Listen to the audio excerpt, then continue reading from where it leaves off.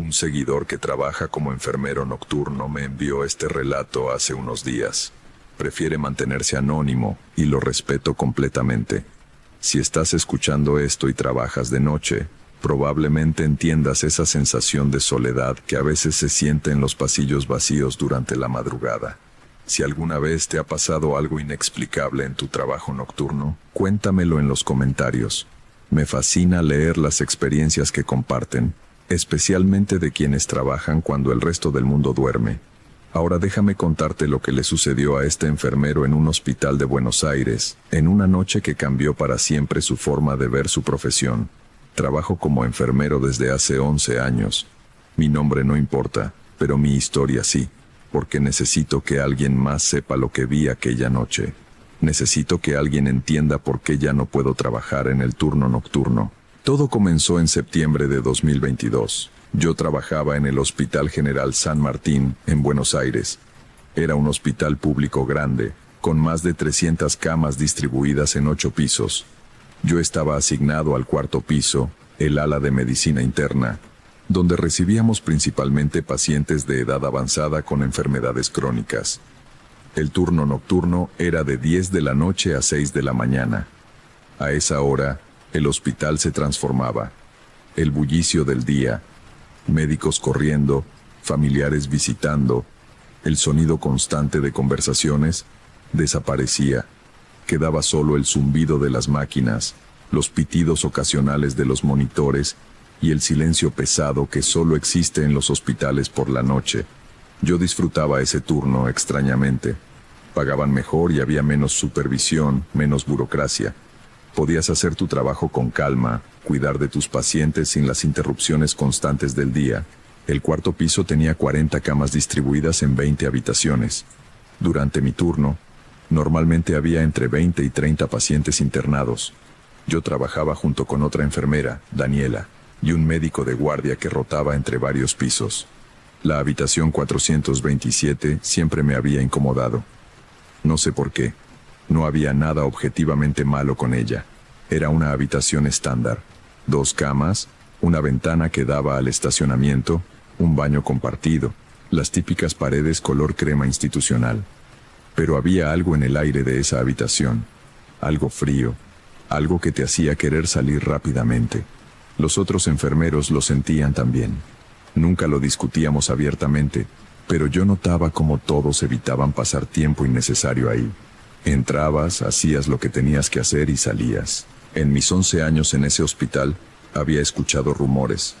Siempre hay rumores en los hospitales viejos. Historias de fantasmas, de pacientes que murieron en circunstancias extrañas, de luces que se encienden solas. Yo nunca les presté atención. Soy un hombre de ciencia. Creo en lo que puedo ver, tocar, medir. O al menos eso creía hasta aquella noche de septiembre. Era un miércoles. Recuerdo que había llovido durante todo el día y la ciudad olía a asfalto mojado. Llegué a mi turno a las 10, como siempre. Me cambié a mi uniforme azul. Revisé los reportes del turno anterior y comencé mis rondas. Esa noche teníamos 23 pacientes. La mayoría estaban estables. Algunos dormían con ayuda de sedantes. Otros miraban televisión en sus habitaciones, el resplandor azulado iluminando sus rostros cansados. La habitación 427 tenía 2 pacientes. En la cama A estaba el señor Germán Flores, un hombre de 72 años con insuficiencia cardíaca congestiva. Era un paciente dulce, siempre sonriente a pesar de su condición. En la cama B estaba la señora Beatriz Navarro, 84 años, recuperándose de una neumonía. Entré a la habitación alrededor de las 11 para revisar sus signos vitales. El señor Flores estaba despierto, leyendo un libro bajo la luz tenue de su lámpara individual. «Buenas noches, don Germán», dije con una sonrisa. «¿Cómo se siente?» «Bien, bien», respondió con su voz ronca. «No puedo dormir. El corazón late muy rápido esta noche». Revisé su monitor. Efectivamente, tenía taquicardia leve, nada alarmante, pero notable. ¿Le duele el pecho? No, solo late rápido. ¿Y hay algo más? Vaciló. ¿Qué sucede? ¿Usted siente que hace frío aquí? Ahora que lo mencionaba, sí. La habitación estaba considerablemente más fría que el resto del piso. Podía ver mi propio aliento formando pequeñas nubes. Voy a revisar el termostato, dije. Debe estar el aire acondicionado muy alto. No es solo eso, dijo el señor Flores bajando la voz. Es que... ¿Ve a la mujer en el rincón? Mi sangre se enfrió más que la habitación. ¿Qué mujer, don Germán? Señaló hacia el rincón más oscuro de la habitación, cerca del baño. Esa mujer, la que está parada ahí. Lleva ahí como una hora, solo mirándome. Al principio pensé que era una enfermera, pero no se mueve. No dice nada. Miré hacia donde señalaba. No había nadie. Don Germán, no hay nadie ahí. Quizás la medicación lo está haciendo ver cosas. Es normal. Yo sé lo que veo, insistió, con voz firme a pesar de su edad. Es una mujer joven, muy pálida, con un camisón de hospital, y me está mirando fijamente. ¿De verdad no la ve? Sentí un escalofrío recorrer mi espalda. Intenté mantener la calma profesional. No veo a nadie, don Germán, pero voy a llamar al médico de guardia para que revise su medicación, ¿de acuerdo? Él asintió, pero seguía mirando hacia ese rincón con ojos muy abiertos. Salí de la habitación más rápido de lo que pretendía. En el pasillo me encontré con Daniela. ¿Estás bien?, preguntó. Te ves pálido. El paciente de la 427 está teniendo alucinaciones. Dice que ve a una mujer en la habitación. Daniela frunció el ceño. ¿La 427? Otra vez esa habitación. ¿Qué quieres decir con otra vez? Ella bajó la voz. No queremos hablar de esto porque suena ridículo, pero varios pacientes que han estado en esa habitación reportan ver a una mujer. Siempre la misma descripción. Joven, pálida, con camisón de hospital. Algunos dicen que solo los mira, otros dicen que se les acerca durante la noche. ¿Y ustedes nunca lo reportaron? ¿Reportar qué? Que los pacientes ancianos, muchos de ellos con demencia o bajo medicación fuerte, ¿tienen alucinaciones? No es exactamente inusual en un hospital. Tenía razón, pero algo en mi estómago me decía que esto era diferente. ¿Alguna vez averiguaste la historia de esa habitación?, pregunté. Daniela se encogió de hombros. Escuché rumores de que hace años, tal vez en los 80 o 90, una paciente joven murió ahí. Algo sobre una complicación quirúrgica. Pero son solo rumores. ¿Sabes cómo es esto? Siempre hay historias. Pasó la medianoche. Hice mis rondas regulares. Todo estaba tranquilo. Los pacientes dormían o descansaban. Las máquinas zumbaban su sinfonía constante. A la 1 de la mañana, la alarma de la habitación 427 sonó. Corrí hacia allá. El monitor del señor Flores mostraba taquicardia severa. Cuando entré, él estaba sentado en la cama, presionando el botón de llamada frenéticamente, con los ojos desorbitados y respiración agitada. Se acercó a mi cama, gritaba. Estaba justo aquí mirándome, tan cerca que podía verle la cara. Cálmese, don Germán, por favor, dije, revisando rápidamente sus signos vitales. Su corazón está acelerado. Necesito que respire profundo. No me estoy volviendo loco, insistió. Estaba ahí, tan real como usted ahora. La señora Navarro se había despertado con la conmoción. ¿Qué pasa? ¿Qué está gritando?, preguntó confundida. Todo está bien, señora Beatriz. Don Germán solo tuvo una pesadilla. No fue una pesadilla. El señor Flores me agarró del brazo con una fuerza sorprendente. Escúcheme bien, joven. Esa mujer no es una alucinación, es real. Y quiere algo. ¿Qué quiere?, pregunté, más para calmarlo que porque creyera realmente en lo que decía. No lo sé, pero cuando se acercó abrió la boca como si fuera a hablar. Y pude ver, vaciló temblando. No tenía lengua. Su boca estaba vacía, solo oscuridad. La imagen era tan vívida, tan específica, que me hizo dudar. ¿Por qué inventaría ese detalle? Le administré un sedante suave bajo órdenes del médico de guardia. El señor Flores finalmente se calmó y se durmió. Pero antes de cerrar los ojos, me dijo algo que no he podido olvidar. No trabaje más en esta habitación. Hay algo malo aquí. Algo que no ha encontrado paz. Salí de la habitación sintiéndome inquieto. El pasillo estaba oscuro excepto por las luces de emergencia. Podía escuchar el zumbido del aire acondicionado y mis propios pasos sobre el linóleo. Decidí revisar los archivos. Si realmente había muerto una paciente joven en esa habitación, debía haber algún registro. Bajé al archivo del sótano, donde guardábamos los expedientes antiguos que aún no habían sido digitalizados. Con ayuda de una empleada administrativa que trabajaba de noche, encontré lo que buscaba. Abril de 1994. Paciente, Sofía Romero. Edad, 26 años. Habitación, 427. Apagué las luces y me quedé ahí, en la oscuridad, con el oído pegado a la pared. Al principio, nada. Solo el sonido amortiguado de los monitores del otro lado. Entonces lo escuché. Suave al principio, casi imperceptible. Un llanto, un sollozo ahogado, como alguien intentando llorar sin hacer ruido. Venía de la 427. Me separé de la pared, con el corazón acelerado. ¿Era el señor Flores? ¿La señora Navarro? Pero sonaba diferente, más joven, más desesperado. Salí de la 425 y caminé hacia la 427. El llanto se hacía más fuerte. Definitivamente venía de ahí. Puse mi mano en la manija, dudando. Entonces, el llanto se detuvo abruptamente, y una voz, clara, femenina, desesperada, habló desde el otro lado de la puerta. «Ayúdame». Mi mano se congeló en la manija. No era la voz de la señora Navarro, no era la del señor Flores, era otra persona, alguien que no debería estar ahí. «Por favor, ayúdame, no puedo hablar, no puedo decirles, ayúdame». Empujé la puerta lentamente. La habitación estaba iluminada solo por la luz tenue de los monitores. El señor Flores dormía profundamente, sedado. La señora Navarro también dormía, su respiración regular y tranquila. No había nadie más, pero la temperatura era glacial. Mi aliento formaba nubes densas frente a mi cara, y entonces la vi. En el rincón, donde el señor Flores había señalado horas antes, había una figura. Era una mujer joven, exactamente como la habían descrito, pálida, demasiado pálida, con un camisón de hospital que parecía descolorido. Su cabello oscuro caía sobre sus hombros, y me miraba con ojos que parecían infinitamente tristes. No podía moverme, no podía respirar, solo podía mirarla. Ella dio un paso hacia mí, luego otro. Sus pies no hacían sonido sobre el piso.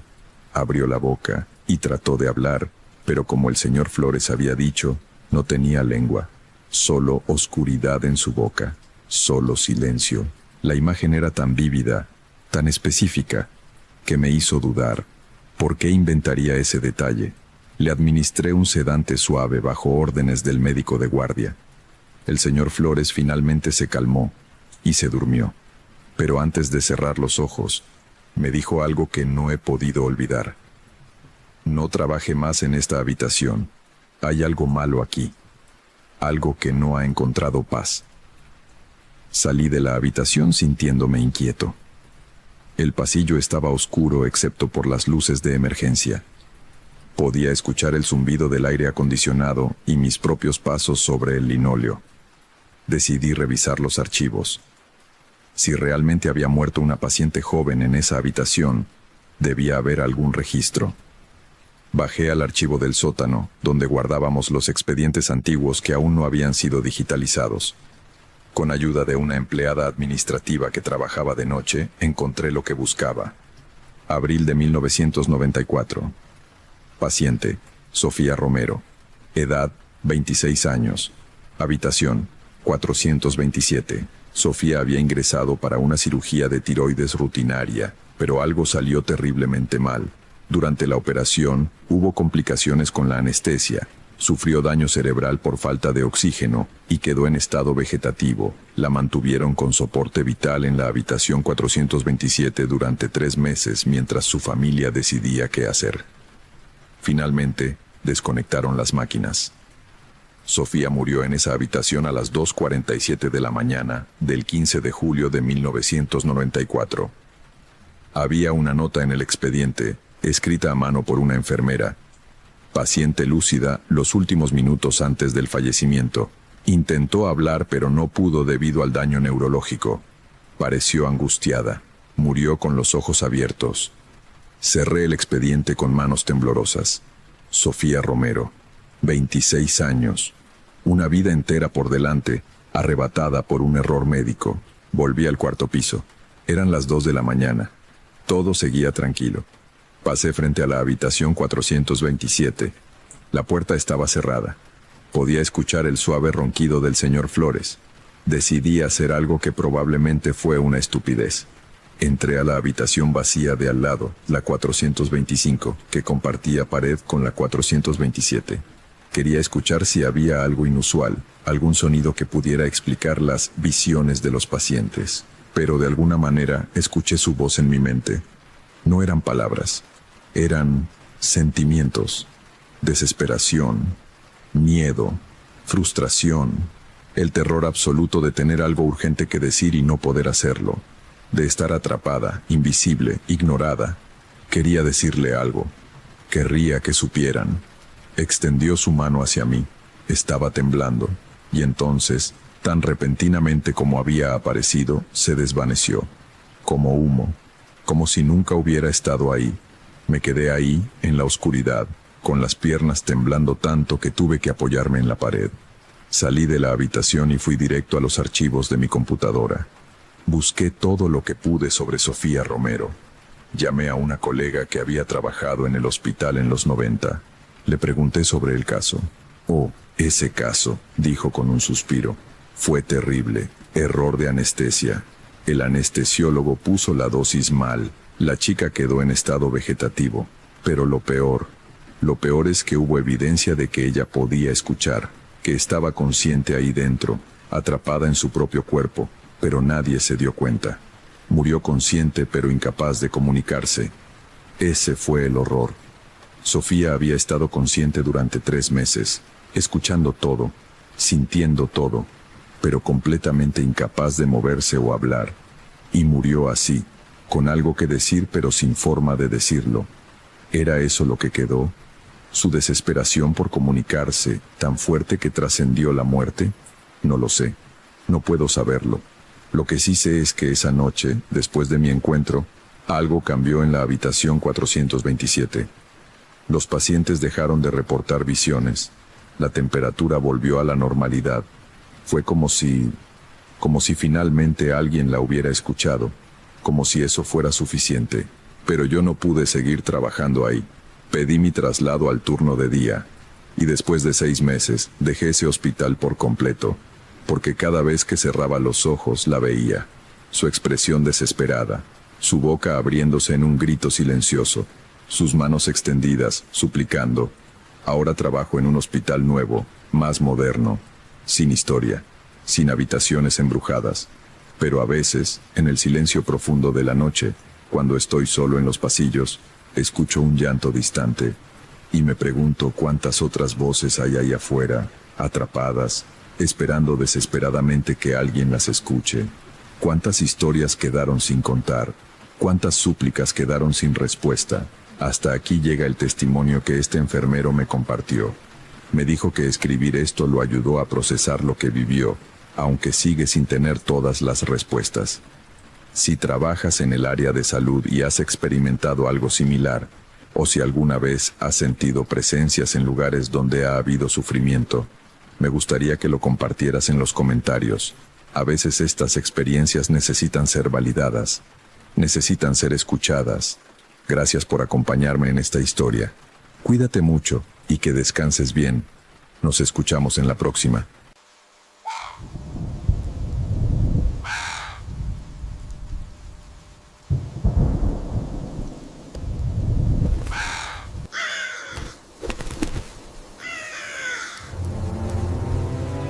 Esta historia me llegó de una seguidora llamada Patricia, quien trabajó durante años como enfermera en un hospital psiquiátrico. Lo que me compartió es inquietante porque pone en duda la línea entre locura y percepción de algo real. Si trabajas en el área de salud mental o has tenido experiencias similares, me encantaría que las compartieras en los comentarios. Ahora, permíteme contarte lo que Patricia descubrió en el ala cerrada del pabellón 3 y por qué renunció a su carrera después de 15 años de servicio. Me llamo Patricia y fui enfermera psiquiátrica durante 15 años. Trabajé en el Hospital San Rafael, una institución grande especializada en salud mental que atiende casos complejos. Amaba mi trabajo. Realmente lo amaba. Sentía que hacía una diferencia en la vida de personas que el resto de la sociedad había olvidado o temía. Pero hubo algo que vivía allí, algo que me hizo cuestionar todo lo que sabía sobre enfermedad mental y realidad, algo que finalmente me obligó a renunciar y cambiar completamente de profesión. Empezó en octubre de 2021. Llevaba ya 14 años trabajando en el hospital, principalmente en el pabellón 2, que atendía casos de depresión severa y trastornos de ansiedad. Era difícil, pero manejable. Los pacientes eran cooperativos en su mayoría y había avances tangibles en sus tratamientos. Ese octubre, la enfermera jefe del pabellón 3 renunció abruptamente, sin previo aviso, sin periodo de transición. Simplemente dejó su carta de renuncia en el escritorio de recursos humanos un viernes por la noche y nunca regresó. Ni siquiera volvió a recoger sus pertenencias personales. El pabellón 3 era diferente a los demás. Era donde mantenían a los pacientes más severos, esquizofrenia resistente al tratamiento, psicosis violentas, pacientes que representaban un peligro para sí mismos o para otros. Estaba físicamente separado del resto del hospital, conectado solo por un pasillo largo y asegurado con múltiples puertas de acceso controlado. Necesitaban a alguien con experiencia para cubrir el puesto mientras buscaban un reemplazo permanente. Me ofrecieron el doble de mi salario habitual por trabajar allí temporalmente. Con mi hija a punto de entrar a la universidad, el dinero extra era difícil de rechazar. Acepté, pensando que serían solo unos meses. Mi primer día en el pabellón 3 fue un lunes. La enfermera que me entrenó, Carmen, tenía 20 años de experiencia en psiquiatría. Era seria, profesional, pero noté algo en sus ojos cuando me mostraba las instalaciones. Algo parecido al miedo apenas contenido. El pabellón tenía 30 pacientes distribuidos en habitaciones individuales a lo largo de 2 pisos. El personal incluía 6 enfermeras, 3 psiquiatras, 2 trabajadores sociales y personal de seguridad las 24 horas. Todo estaba diseñado para máxima seguridad. Puertas reforzadas, ventanas irrompibles, cámaras en cada pasillo. Hay reglas específicas aquí, me dijo Carmen mientras caminábamos por el pasillo principal. Su voz era baja, casi un susurro, aunque no había nadie cerca. Reglas que no están en el manual oficial, pero que debes seguir. ¿Qué tipo de reglas?, pregunté, sintiendo un ligero escalofrío. Primero, dijo, deteniéndose para mirarme directamente, nunca entres sola a la habitación 307, siempre con al menos otro miembro del personal, preferiblemente 2. Segundo, si un paciente te dice que ve cosas en el tercer piso, no lo descartes inmediatamente como alucinación, reporta exactamente lo que dijo. Y tercero, hizo una pausa, como si estuviera decidiendo qué tanto revelar. Si escuchas cantar a las 3 de la madrugada, no investigues. Quédate en la estación de enfermeras hasta que pare. ¿Cantar?, repetí, sintiendo que esto era más extraño de lo que esperaba. Carmen asintió lentamente. Lo entenderás pronto. Solo sigue las reglas, Patricia. Hacen que este lugar sea manejable. No tuve oportunidad de hacer más preguntas porque llegamos a la estación de enfermeras, donde el resto del equipo esperaba para conocerme. Los primeros días fueron intensos pero no inusuales. Los pacientes del pabellón 3 eran efectivamente más difíciles que aquellos con los que había trabajado antes. Algunos estaban en estado catatónico, otros eran agresivos, requiriendo contención física ocasional. Varios hablaban con personas que no existían, respondiendo a voces que solo ellos escuchaban, todo dentro de los parámetros esperados para un pabellón psiquiátrico de alta seguridad.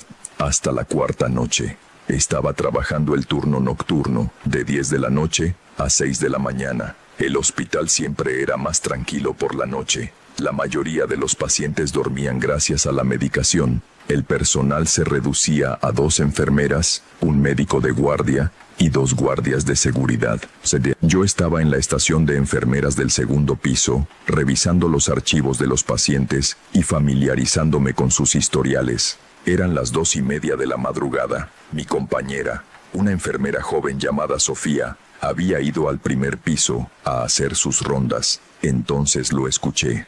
Canto. Era una voz femenina, suave pero clara, cantando una melodía que no reconocí. Las palabras no estaban en español. De hecho, no estaban en ningún idioma que pudiera identificar. Pero había algo en la melodía que me erizaba la piel. Era hermosa y terrible a la vez. Recordé la advertencia de Carmen. Si escuchas cantar a las 3 de la madrugada, no investigues. Pero no eran las 3 todavía. Eran las 2:30. ¿Aplicaba la regla? ¿O esa media hora hacía diferencia? Miré las cámaras de seguridad. Había monitores mostrando cada pasillo, cada área común. Revisé todos los ángulos del segundo piso. No había nadie en los pasillos. Todos los pacientes estaban en sus habitaciones. Pero el canto continuaba, más fuerte ahora. Agarré mi linterna y salí de la estación, siguiendo el sonido. Venía del final del pasillo, donde estaba la habitación 307, la habitación sobre la cual Carmen me había advertido específicamente. Me detuve frente a la puerta. El canto era definitivamente más fuerte aquí, y ahora podía escuchar que no era una sola voz. Eran múltiples voces, todas cantando en armonía imposible. Miré por la pequeña ventana de observación en la puerta. La habitación estaba oscura excepto por la luz de emergencia en el techo. Podía ver la cama, y en ella, una figura sentada. El paciente de la 307 era un hombre llamado Eduardo Salinas, 62 años, diagnosticado con esquizofrenia paranoide. Había estado en el hospital durante 8 años. Según su archivo, rara vez hablaba y nunca causaba problemas. Solo se sentaba en su habitación, mirando la pared, día tras día. Pero ahora estaba sentado en su cama, mirando directamente hacia la puerta, hacia mí. Y aunque sus labios no se movían, el canto parecía venir de su habitación. Sus ojos brillaban en la oscuridad, no de manera figurativa. Literalmente brillaban con una luz tenue y verdosa. Retrocedí de la puerta, el corazón latiendo violentamente. Volví rápidamente a la estación de enfermeras. El canto se detuvo en el momento en que entré. Sofía regresó unos minutos después. ¿Estás bien?, preguntó, viendo probablemente mi expresión. ¿Escuchaste algo hace un momento?, pregunté. ¿Canto? Su rostro se puso serio. ¿Qué hora era? 2:30, 2:40 tal vez.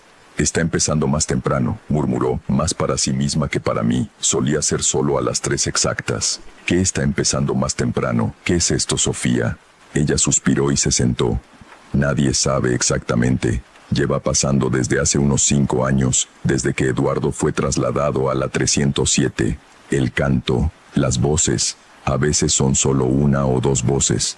Otras veces, como esta noche aparentemente, son muchas. ¿Y nadie ha investigado esto apropiadamente?, pregunté, sintiendo una mezcla de frustración y miedo. Oh, lo han intentado. Psiquiatras, neurólogos, incluso trajeron a un experto en fenómenos acústicos pensando que era algo estructural del edificio. Nadie ha encontrado explicación. Las grabaciones nunca capturan el sonido. Solo las personas que están físicamente presentes lo escuchan. Eso es imposible. Sí, concordó Sofía. Debería serlo, pero aquí estamos. No dormí bien los días siguientes. Cada turno nocturno esperaba escuchar el canto de nuevo, y lo escuchaba, siempre entre las 2:30 y las 3 de la madrugada. A veces duraba solo unos minutos, otras veces hasta media hora. Empecé a investigar por mi cuenta. Revisé el historial de Eduardo Salinas extensivamente. Había sido un profesor de historia antes de su primer episodio psicótico a los 50 años. Su esposa había muerto en un accidente de tráfico 2 años antes de su ingreso al hospital. No tenía otros familiares conocidos. Sus notas médicas eran consistentes. Delirante, paranoico, no respondía bien a la medicación. Hablaba ocasionalmente sobre los que esperan y el coro de los olvidados, pero los psiquiatras lo habían descartado como sintomatología típica de su condición. Decidí hablar directamente con él. Era contra las reglas de Carmen, pero necesitaba entender. Fui una tarde, con Sofía acompañándome como observadora. Eduardo estaba sentado en su silla habitual, mirando la pared blanca. No reaccionó cuando entramos. Eduardo, dije suavemente, acercándome lentamente. Me gustaría hablar contigo si estás dispuesto. Nada. Sus ojos permanecieron fijos en la pared. Escuché el canto. Continué. Por las noches. Las voces. ¿Puedes decirme qué son? Esto captó su atención. Lentamente, muy lentamente, giró su cabeza para mirarme. Sus ojos, que durante el día eran marrones normales, parecían contener profundidades que no debían existir. Usted es nueva, dijo. Su voz era áspera por falta de uso, pero clara y curiosa. Eso es peligroso aquí. Solo quiero entender. Nadie quiere realmente entender, dijo Eduardo. Dicen que quieren, pero cuando empiezan a comprender, huyen, como la enfermera anterior, como tantos otros. Yo no voy a huir. Soy enfermera. He visto cosas difíciles. Una sonrisa triste cruzó su rostro. No has visto nada como esto. Nadie lo ha visto, pero todos lo escuchan eventualmente. Los que prestan atención. ¿Qué es lo que escuchamos, Eduardo? Él miró hacia la ventana de su habitación, hacia el cielo oscureciendo. Son los olvidados. Las personas que murieron aquí, en este hospital, cuando era diferente, cuando los tratamientos eran menos humanos. Sus voces quedaron atrapadas en las paredes, en el aire mismo, y yo, tocó su pecho, yo puedo escucharlos, siempre. Durante el día son susurros, pero por la noche, cuando todo está quieto, cantan porque quieren ser recordados. Eduardo, sabes que eso no es posible desde el punto de vista médico. Por supuesto que lo sé, dijo con una risa amarga. Era profesor, soy un hombre de razón, o lo era, pero la razón no explica lo que pasa aquí. La razón no explica por qué puedo ver sus sombras moviéndose por los pasillos. Por qué a veces siento sus manos tocándome. Por qué sus voces me cuentan historias de sufrimiento, que luego compruebo que son verdaderas cuando reviso los archivos antiguos del hospital. Me quedé en silencio. Parte de mí quería descartar todo como delirio, pero otra parte, la parte que había escuchado esas voces imposibles, se preguntaba si había algo más. ¿Por qué la habitación 307 específicamente? Pregunté. Eduardo me miró durante un largo momento antes de responder. Esta habitación solía ser la sala de terapia de electroshock. Antes de que las regulaciones cambiaran, antes de que supieran cuánto daño podían hacer, docenas de personas pasaron por aquí. Algunos mejoraron, muchos empeoraron, algunos murieron. Sus ecos permanecen. Sofía me tocó el brazo. Deberíamos irnos. Pero tenía una pregunta más. ¿Por qué tú, Eduardo? ¿Por qué puedes escucharlos? Porque yo también estoy roto, dijo simplemente. Mi mente está fracturada de formas que la medicina no comprende completamente, y en esas fracturas puedo percibir cosas que otros no pueden. No es un don, es una maldición, pero es real, enfermera Patricia, tan real como usted parada frente a mí. Salimos de la habitación en silencio. Sofía no habló hasta que estuvimos de vuelta en la estación. No deberías haberlo alentado, dijo. Ahora él sabe que tú escuchas. Eso cambia las cosas. ¿Cambia cómo? Ya lo verás. Tenía razón. Esa noche, durante mi turno, el canto comenzó más temprano que nunca, a las 2 en punto, y era más fuerte, más insistente, no solo una melodía incomprensible. Ahora podía distinguir palabras ocasionales, no las entendía, pero eran definitivamente palabras. Y luego sucedió algo nuevo. Mientras estaba en la estación, revisando medicamentos, una de las sombras en el pasillo se movió. No una sombra proyectada por algo físico, una sombra independiente. Se deslizó por la pared como si fuera líquida, moviéndose contra la dirección de las luces. Me quedé congelada, observándola. La sombra se detuvo frente a la ventana de la estación y tomó forma, la silueta de una persona, sin rasgos, sin detalles, solo la forma oscura de un ser humano. Levantó lo que parecía ser un brazo y señaló hacia el final del pasillo, hacia la habitación 307. Luego se desvaneció. Mi corazón latía tan fuerte que podía escucharlo sobre el zumbido de las luces fluorescentes. Agarré mi teléfono e hice algo que probablemente fue estúpido. Busqué la historia del hospital. El Hospital San Rafael había sido fundado en 1953. Pero el edificio era más antiguo, originalmente un sanatorio para tuberculosis en los años 30. Cuando la tuberculosis dejó de ser la epidemia que fue, el edificio fue convertido en hospital psiquiátrico. Encontré artículos de periódico escaneados. En los años 50 y 60, antes de que las leyes de salud mental cambiaran, los tratamientos eran brutales.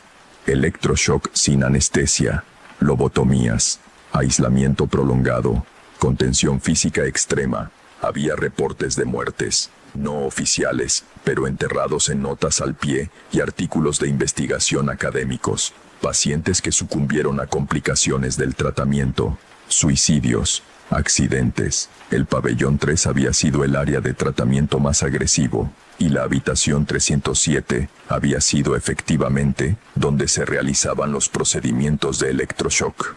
Eduardo no estaba delirando sobre la historia, estaba recordando hechos verificables, pero eso no explicaba las voces, no explicaba las sombras, a menos que no quería completar ese pensamiento. No quería considerar que tal vez, solo tal vez, Eduardo no estaba experimentando alucinaciones, que tal vez estaba percibiendo algo real que el resto de nosotros normalmente no podíamos. Los siguientes días fueron cada vez más extraños. Otros pacientes del pabellón 3 comenzaron a actuar diferente, más agitados, más conscientes, como si algo hubiera despertado en el edificio. Una paciente, una mujer con demencia severa que normalmente no era verbal, comenzó a describir en detalle procedimientos médicos de los años 60. Procedimientos que no debería conocer. Cuando revisé su historial, confirmé que había nacido en 1985. No había manera de que tuviera conocimiento directo de esas prácticas. Otro paciente, joven, con esquizofrenia, dibujó un mapa detallado del hospital como había sido en 1960, incluyendo habitaciones y pasillos que habían sido renovados hace décadas. El mapa era exacto según los planos arquitectónicos antiguos que encontré en los archivos del hospital. Algo estaba pasando, algo más allá de enfermedad mental individual. Hablé con el doctor Ramírez, el psiquiatra principal del pabellón. Era un hombre en sus 50, brillante, con décadas de experiencia. Está notando los patrones, dijo cuando le presenté mis observaciones. No sonaba sorprendido. ¿Usted sabe sobre esto?, pregunté, sintiendo frustración. ¿Por qué nadie me dijo? Porque decirle habría sonado a locura, respondió. Y porque queríamos ver si usted lo percibía independientemente, como validación. ¿Validación de qué? El doctor Ramírez se reclinó en su silla. Patricia, voy a compartir algo que no está en ningún registro oficial. Hace 10 años, contraté a un equipo de investigadores paranormales. No como creyente, sino como científico escéptico que quería descartar todas las posibilidades. Trajeron equipo especializado, detectores de campos electromagnéticos, cámaras térmicas, grabadoras especializadas. Y encontraron anomalías, muchas, concentradas específicamente en el pabellón 3, particularmente alrededor de la habitación 307. Campos electromagnéticos fluctuantes sin fuente aparente. Variaciones de temperatura de hasta 10 grados en espacios de pocos metros, y en las grabaciones de audio, hizo una pausa, captaron cosas, no las voces cantantes, esas nunca se graban, pero otros sonidos, gritos, llantos, súplicas, todo en el rango apenas audible, pero presente. Sentí mi piel erizarse. ¿Qué explicación dieron? No pudieron. Los investigadores tenían hipótesis sobre residuos energéticos, memoria del lugar, trauma impreso en el espacio mismo, pero eran especulaciones. La realidad es que no sabemos qué es esto, solo sabemos que existe. ¿Por qué el hospital no cierra el pabellón 3?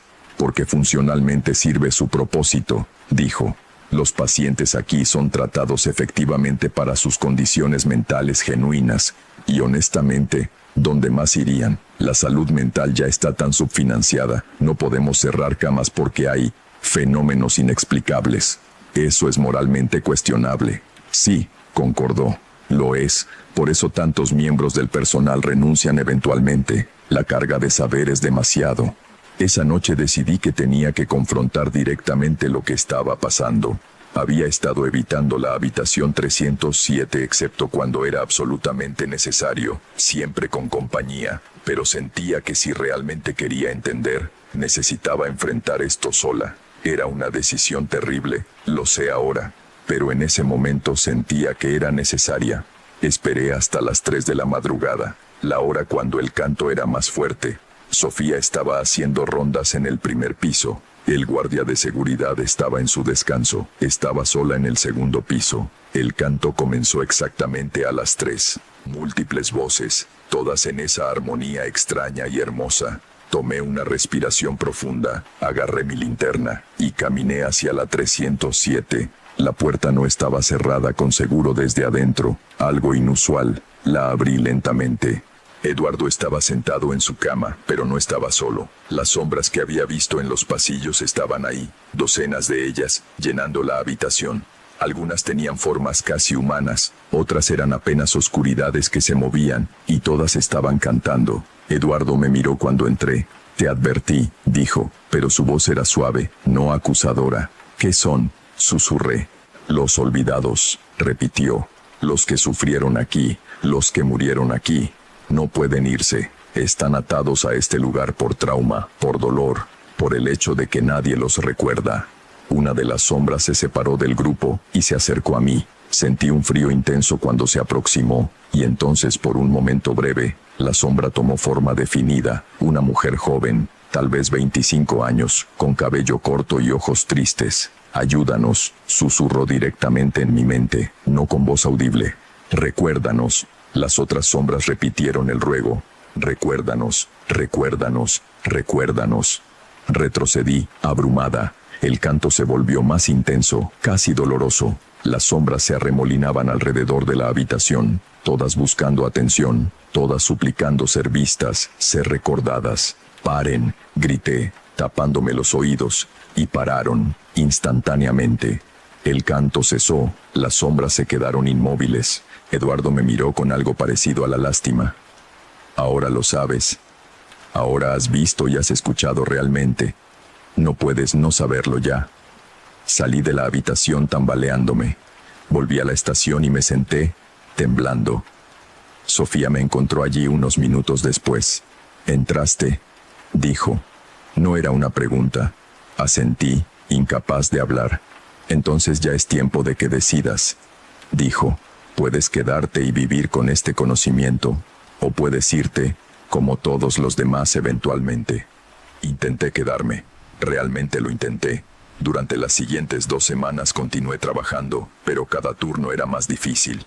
Las sombras ya no se limitaban a la habitación 307, las veía en todos los pasillos del pabellón 3, en las esquinas, en los reflejos, observando, y el canto ya no se limitaba a las 3 de la madrugada. Lo escuchaba todo el tiempo, un susurro constante en el fondo de mi conciencia. Empecé a tener pesadillas, sueños donde era una paciente en los años 50, sometida a tratamientos brutales, muriendo sola y olvidada. Despertaba gritando. Mi familia notó el cambio. Mi esposo estaba preocupado. Mi hija me preguntaba constantemente si estaba bien. Finalmente, después de un mes exacto en el pabellón 3, tomé mi decisión. Escribí mi carta de renuncia. No di explicaciones elaboradas. Solo dije que era por razones personales. El doctor Ramírez la aceptó sin sorpresa. Lo entiendo, dijo. Cuídese, Patricia. Y tal vez encuentre una manera de recordarlos, los olvidados. Esa parece ser la única cosa que buscan. Dejé el Hospital San Rafael en noviembre de 2021. Cambié completamente de campo. Ahora trabajo en administración de salud, sin contacto directo con pacientes. Pero no he olvidado, y he hecho lo que el doctor Ramírez sugirió. Investigué, encontré nombres, pacientes que murieron en el Hospital San Rafael entre 1953 y 1975. No todos, los registros son incompletos, pero encontré algunos. Teresa Morales, 1957, Manuel Soto, 1962, Carmen Ruiz, 1965, docenas más. Los escribí, creé una lista, y en el aniversario de dejar el hospital, fui al cementerio donde muchos fueron enterrados en tumbas sin marca. Dejé flores, dije sus nombres en voz alta. No sé si hizo diferencia. No he vuelto al hospital para verificar, Pero me gusta pensar que tal vez, solo tal vez, ayudó, que ser recordado, aunque sea por una sola persona, puede traer algo de paz. Esta es mi historia, la razón por la que dejé una carrera que amaba. La razón por la que ya no trabajo en psiquiatría, a pesar de 15 años de experiencia. Porque aprendí que hay cosas que la medicina no puede explicar. Cosas que existen en los espacios entre la razón y la locura. Y a veces, solo a veces, lo que llamamos locura es simplemente percibir cosas que otros no pueden. Eduardo Salinas sigue en la habitación 307. Revisé recientemente, todavía allí, todavía enfermo, según sus registros médicos. Pero yo sé la verdad, él no está loco. Él solo está maldito con la capacidad de ver y escuchar lo que el resto de nosotros ignoramos. Los olvidados siguen cantando, y ahora, aunque ya no trabajo allí, todavía los escucho a veces en el silencio de la noche, recordándome que ellos existieron, que sufrieron, que merecen ser más que sombras en un edificio olvidado. Y así concluye lo que Patricia compartió conmigo. Dejó su número de identificación de enfermera y toda documentación que prueba que trabajó allí, por si alguien duda de la veracidad de su testimonio.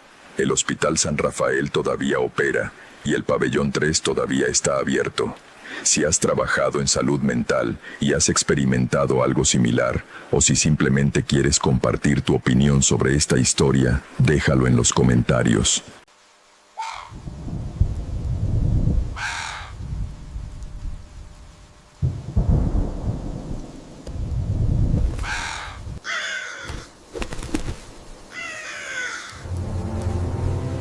Hace unos días me llegó un mensaje de una chica llamada Valentina, una oyente que vive en un pueblo pequeño del sur de Colombia. Me contó que durante varios meses vivió algo que cambió completamente la forma en que ve el mundo. Si tú también has experimentado algo que no puedes explicar y quieres compartirlo, escríbeme. Me encanta conocer sus historias. Esta es la de Valentina, y tiene que ver con una vecina que nadie en el pueblo se atreve a mencionar en voz alta. Una mujer que, según dicen los lugareños, hace cosas que no deberían ser posibles. Prepárate, porque esta historia no es de los que se olvida fácilmente. Yo crecí en un pueblo donde todos conocían a todos, de esa clase de lugar donde cuando llegabas a la tienda, la señora ya sabía lo que ibas a pedir, donde los niños jugaban en las calles hasta que oscurecía y los adultos conversaban en las porteras hasta tardísimo. Era un lugar tranquilo, cálido, seguro. O eso creía yo durante los primeros 22 años de mi vida. Me llamo Valentina y crecí en San José del Sur, un pueblo pequeño ubicado en las montañas del sur de Colombia. No es un lugar que encuentres en las guías de turismo. Es demasiado pequeño para eso. Apenas tiene 3 o 4 calles principales, una iglesia, una escuela y unas pocas tiendas. El tipo de lugar que la gente joven abandona en busca de ciudades más grandes y oportunidades. Yo era una de esas personas que planeaba irse, hasta que la situación con Doña Carmen cambió todo. Doña Carmen siempre vivió al final de la calle principal, en una casa separada del resto del pueblo por un lote baldío cubierto de maleza alta.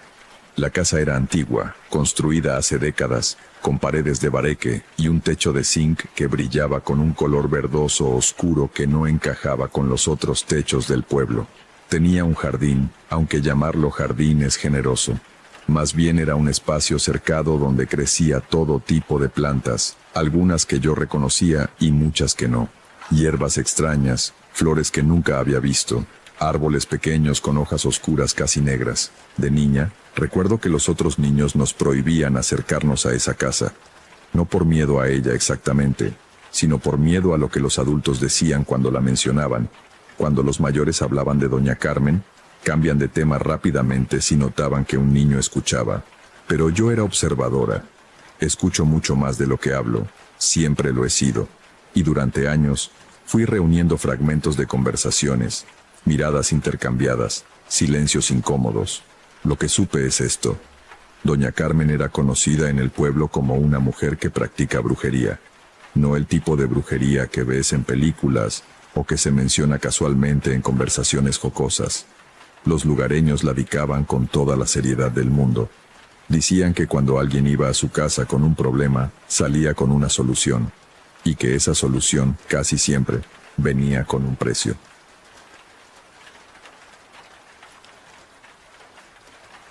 Así que le pregunté la única cosa importante: ¿cuánto pedía? Mi madre me miró y por primera vez en meses se rió. Un reírse pequeño y triste, pero reírse al final. No pidió dinero, dijo. Solo pidió que yo fuera sola, y que no menciona nada de esto a nadie hasta después. Eso me preocupó, más que el ritual en sí, la condición de que fuera sola y de que no hablara. Pero mi madre insistió. La vi de feliz por primera vez en medio año, preparándose para esa noche. Se arregló el cabello, se puso una blusa limpia, la primera vez que se preocupaba por su apariencia desde que mi padre murió. Esa noche, yo me quedé en la casa sola. Mi madre salió a las 10 de la noche. Me dijo que estaría de vuelta antes del amanecer. Le pedí que me llamara cuando estuviera de regreso, que me mandara un mensaje siquiera. Las horas pasaron. A las 11 nada. A medianoche nada. A la 1 de la mañana intenté llamarla. No contestó. Mandé mensajes. Nada. Mi preocupación fue creciendo lentamente, como agua subiéndole a los pies. Para las 2 de la mañana estaba caminando por la casa como Cayet, sin poder sentarme, sin poder pensar en nada más. A las 2:40, decidí ir a buscarla. Caminé por las calles del pueblo, que a esa hora estaban completamente vacías. No había nadie, solo yo, la oscuridad, y los perros que ladraban a lejos. El aire nocturno en San José del Sur tiene un olor particular, húmedo, con el olor de las flores silvestres que crecen en los lados de las calles. Esa noche ese olor estaba mezclado con algo más, algo quemado, como cenizas apagadas pero con un sabor metálico debajo. Llegué al lote baldío que separaba la casa de doña Carmen del resto del pueblo. La maleza alta me llegaba hasta los hombros. Abriré camino con mis manos. Cuidando con los pies no tropiezo con nada. Era difícil ver. Mi teléfono iluminaba apenas medio metro frente a mí. Cuando llegué a la casa me detuve. Algo estaba diferente. No podía precisar qué exactamente al principio. Luego noté, todas las ventanas brillaban, pero no con luz normal de focos o velas. Era una luz tenue, de un color anaranjado profundo, casi rojo, y pulsaba. Era como si la casa respirara. La luz iba y venía rítmicamente, como un latido.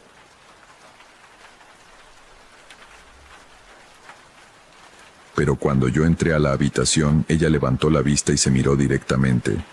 Y se detuvo de leer. «No deberías estar aquí», dijo. Su voz no era la voz viejita que yo conocía. Era más profunda, más fuerte, como si viniera de otro lugar, de otra persona. «¿Dónde está mi madre? ¿Qué le estás haciendo?», pregunté, tratando de mantener la voz firme, aunque por adentro estaba aterrada. Doña Carmen inclinó la cabeza, observándome. Luego sonrió, y esa sonrisa me recorrió por todo el cuerpo como agua fría. «Tu madre está bien. Está hablando con tu padre. Es lo que pidió, ¿no?». Desvié la mirada hacia mi madre. Estaba completamente inmóvil, los ojos cerrados, los labios moviéndose de apenas perceptiblemente, como si estuviera susurrando, y entonces noté algo que me helió la sangre. Había una segunda sombra en la habitación, no la de mi madre, no la de doña Carmen, una sombra adicional, de forma humana, que estaba de pie justo detrás de mi madre. No era un fantasma en el sentido clásico, no la podía ver propiamente. Era como un hueco en la luz, una zona más oscura que el resto, con forma de persona, alta, delgada, la forma de un hombre. «¿Qué es eso?», pregunté señalando la sombra. Doña Carmen siguió la mirada y asintió. «Es él, tu padre, o lo que queda de él». «Eso no es posible», dije, aunque ya no estaba tan segura de nada. «Muchas cosas son posibles, niña. Tu madre pagó por esta noche. El precio está siendo cobrado». El estómago se me revolvió. Le pregunté cuál era el precio. Doña Carmen no respondió inmediatamente. Se limitó a mirarme con esa expresión difícil de leer, mezcla de lástima y algo más frío. «Tú no deberías estar aquí», repitió. «Si presencias esto, el precio cambia». Quise preguntarle qué significaba eso, pero antes de que pudiera hablar, mi madre abrió los ojos. Y eso fue el momento en que entendí que algo estaba muy mal.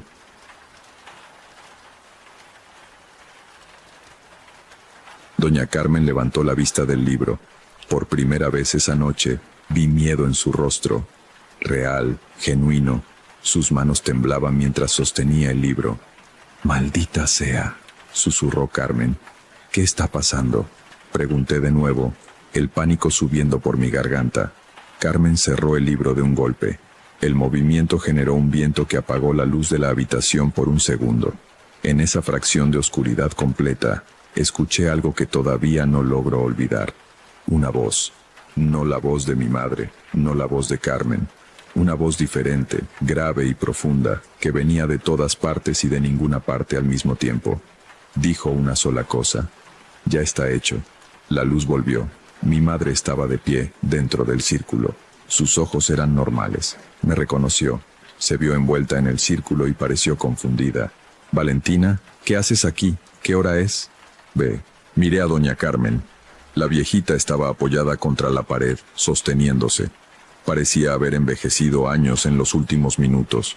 Su cara estaba arrugada más de lo que recordaba. Sus manos estaban temblorosas y los ojos ya no brillaban. «Váyanse», susurró Carmen. «Váyanse ahora. Llévela a su casa». Me acerqué al círculo con cuidado y le extendí la mano a mi madre. Ella la tomó y salió del círculo. No pasó nada. Caminamos hacia la puerta, sin volvernos. Cuando llegamos a la calle, la noche era normal. El aire olía a flores silvestres, como siempre. No había olor a cenizas ni a nada raro, como si todo lo que había visto adentro de esa casa no hubiera pasado. Mi madre no recordó nada. Le dije que se había dormido en la casa de Carmen y que yo la había ido a buscar. Ella pareció avergonzada, pero no hizo más preguntas. En los días que siguieron, observé a mi madre de cerca. Parecía mejor. No era una mejora repentina. Gradualmente, día a día, la oscuridad que la envolvía fue retrocediendo. Empezó a comer de nuevo. Empezó a salir de la casa. Empezó a reírse, de verdad. Era como si el peso que la aplastaba hubiera sido levantado de repente. Yo quería creer que todo estaba bien. Quería creer que doña Carmen había hecho lo que prometió, traer a mi padre, y que mi madre despedió su espíritu y pudo cerrar esa herida. Pero entonces empezaron los sueños. Todas las noches, sin excepción, desde la noche en que fui a la casa de Carmen. Sueños vívidos, tan reales que al despertar tardaba varios minutos en recordar que no era real. Siempre el mismo escenario. Estaba en un lugar oscuro, sin paredes, sin techo, sin nada. Solo oscuridad y yo. Y frente a mí estaba una figura, alta, vaga, sin rasgos claros, solo una sombra con forma humana. En los primeros sueños no hablaba, solo me miraba. Estaba ahí, quieta, observándome. Y yo sentía su presencia como una presión física, como un peso sobre el pecho que impedía respirar con normalidad. Después de unas semanas, la figura empezó a hablar. «¿Recuerdas la puerta que abriste?», dijera en los sueños. No entendía a qué se refería. Le decía que no, y la figura inclinaba la cabeza. «Pronto lo entenderás». Para el segundo mes los sueños se volvieron más intensos. La figura se acercaba más cada noche. Podía sentir su frío, una temperatura que no era natural. Y una noche, por primera vez, la figura extendió la mano hacia mí. Me desperté sudando, con el corazón latiendo tan fuerte que tuve que sentarme en la cama y respirar lentamente para calmarlo. Revisé la hora. Las 3 de la mañana. Y entonces, en la oscuridad de mi habitación, sentí que no estaba sola. No vi nada, pero la presión que sentía en los sueños la sentí despierta. En mi habitación, a mi lado. Esa mañana fui a ver a doña Carmen. Cuando llegué a su casa, la puerta estaba abierta. Entré al pasillo. Las paredes estaban limpias, sin los símbolos que había visto esa noche. Era una casa normal, vieja, desordenada, pero normal. La encontré sentada en la sala, en un sillón viejo, sosteniendo un vaso de agua. Cuando me vio, no pareció sorprendida. Me preguntaba cuándo vendrías, dijo Carmen en su voz normal, la voz viejita que yo conocía. Le conté todo. Los sueños, la presencia en mi habitación. Carmen me escuchó sin interrumpir, sosteniendo siempre el mismo vaso de agua, mirándome con una expresión que no podía leer. Cuando terminé de hablar, Carmen se quedó en silencio por un tiempo largo. Luego habló. Cuando tu madre pidió ver a tu padre, Yo hice el trato. El trato decía que ella traería su espíritu por una noche. Pero tú entraste, tú viste, y eso abrió una puerta que no debió abrirse. Le pregunté qué tipo de puerta. No lo que entras, sino lo que entró contigo, dijo Carmen. Cuando estuviste en la habitación, en el círculo donde estaba tu madre, algo te vio. Algo que estaba del otro lado de la puerta que yo abrí para tener a tu padre. Lo que entró esa noche no fue solo tu padre, fue algo más. Algo que estaba esperando detrás de él. Le pregunté qué era. Carmen se miró las manos, temblorosas y viejas. No tengo nombre para ello. Solo sé que es grande y que ahora te conoce. Le pregunté si podía ayudarme. Si podía cerrar la puerta, romper la conexión, algo. Carmen se quedó callada por mucho tiempo. Luego dijo algo que me quedó grabado. Yo puedo intentar sellarlo, pero cada trato tiene un precio, niña. Y este precio no es mío, es tuyo. No fui a la segunda cita con Carmen. Me fui del pueblo 3 semanas después. Me mudé a una ciudad grande pensando que la distancia podría ayudar. No ayudó. Los sueños siguieron. La presencia siguió. Noche tras noche la figura se acerca un poco más. Ya no está al otro lado de la oscuridad. Está justo a mi lado. Y la noche pasada, por primera vez, la sentí tocarme. Una mano fría en mi hombro, solo por un segundo. Me desperté gritando. No sé qué está pasando. No sé qué entró esa noche junto con lo que Carmen trajo. Solo sé que está aquí. Y que cada noche se acerca más. Y que la próxima vez que extienda la mano, no voy a poder despertar. Así termina lo que Valentina me compartió. Me dijo que sigue sin dormir bien, que sigue sintiendo esa presencia, y que ha consultado con varias personas sin encontrar respuesta. Es una historia que me dejó pensando durante días. Hay cosas que se mueven en los espacios entre un mundo y otro, y tal vez doña Carmen abrió algo que no supo cómo cerrar. Si esta historia te impactó o si alguna vez has sentido una presencia que no puedes explicar, cuéntamelo en los comentarios. Me importa mucho leer lo que piensan. Que descansen bien esta noche. Nos escuchamos pronto.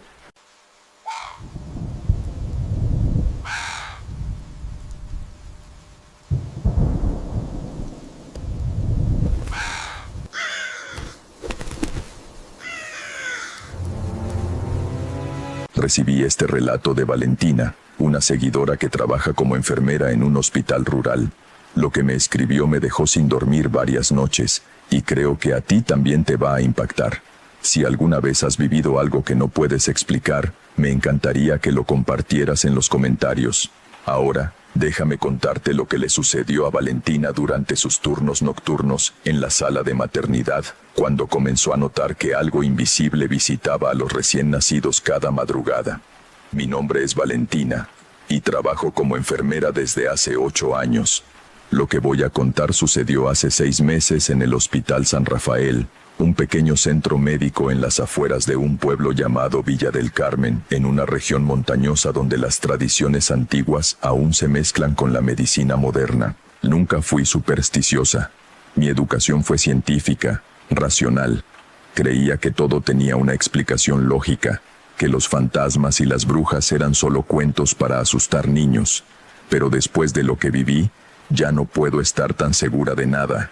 Todo comenzó un martes de marzo, cuando me asignaron permanentemente al turno nocturno de la sala de maternidad. El hospital era viejo, construido en los años 50 sobre lo que antiguamente había sido un convento.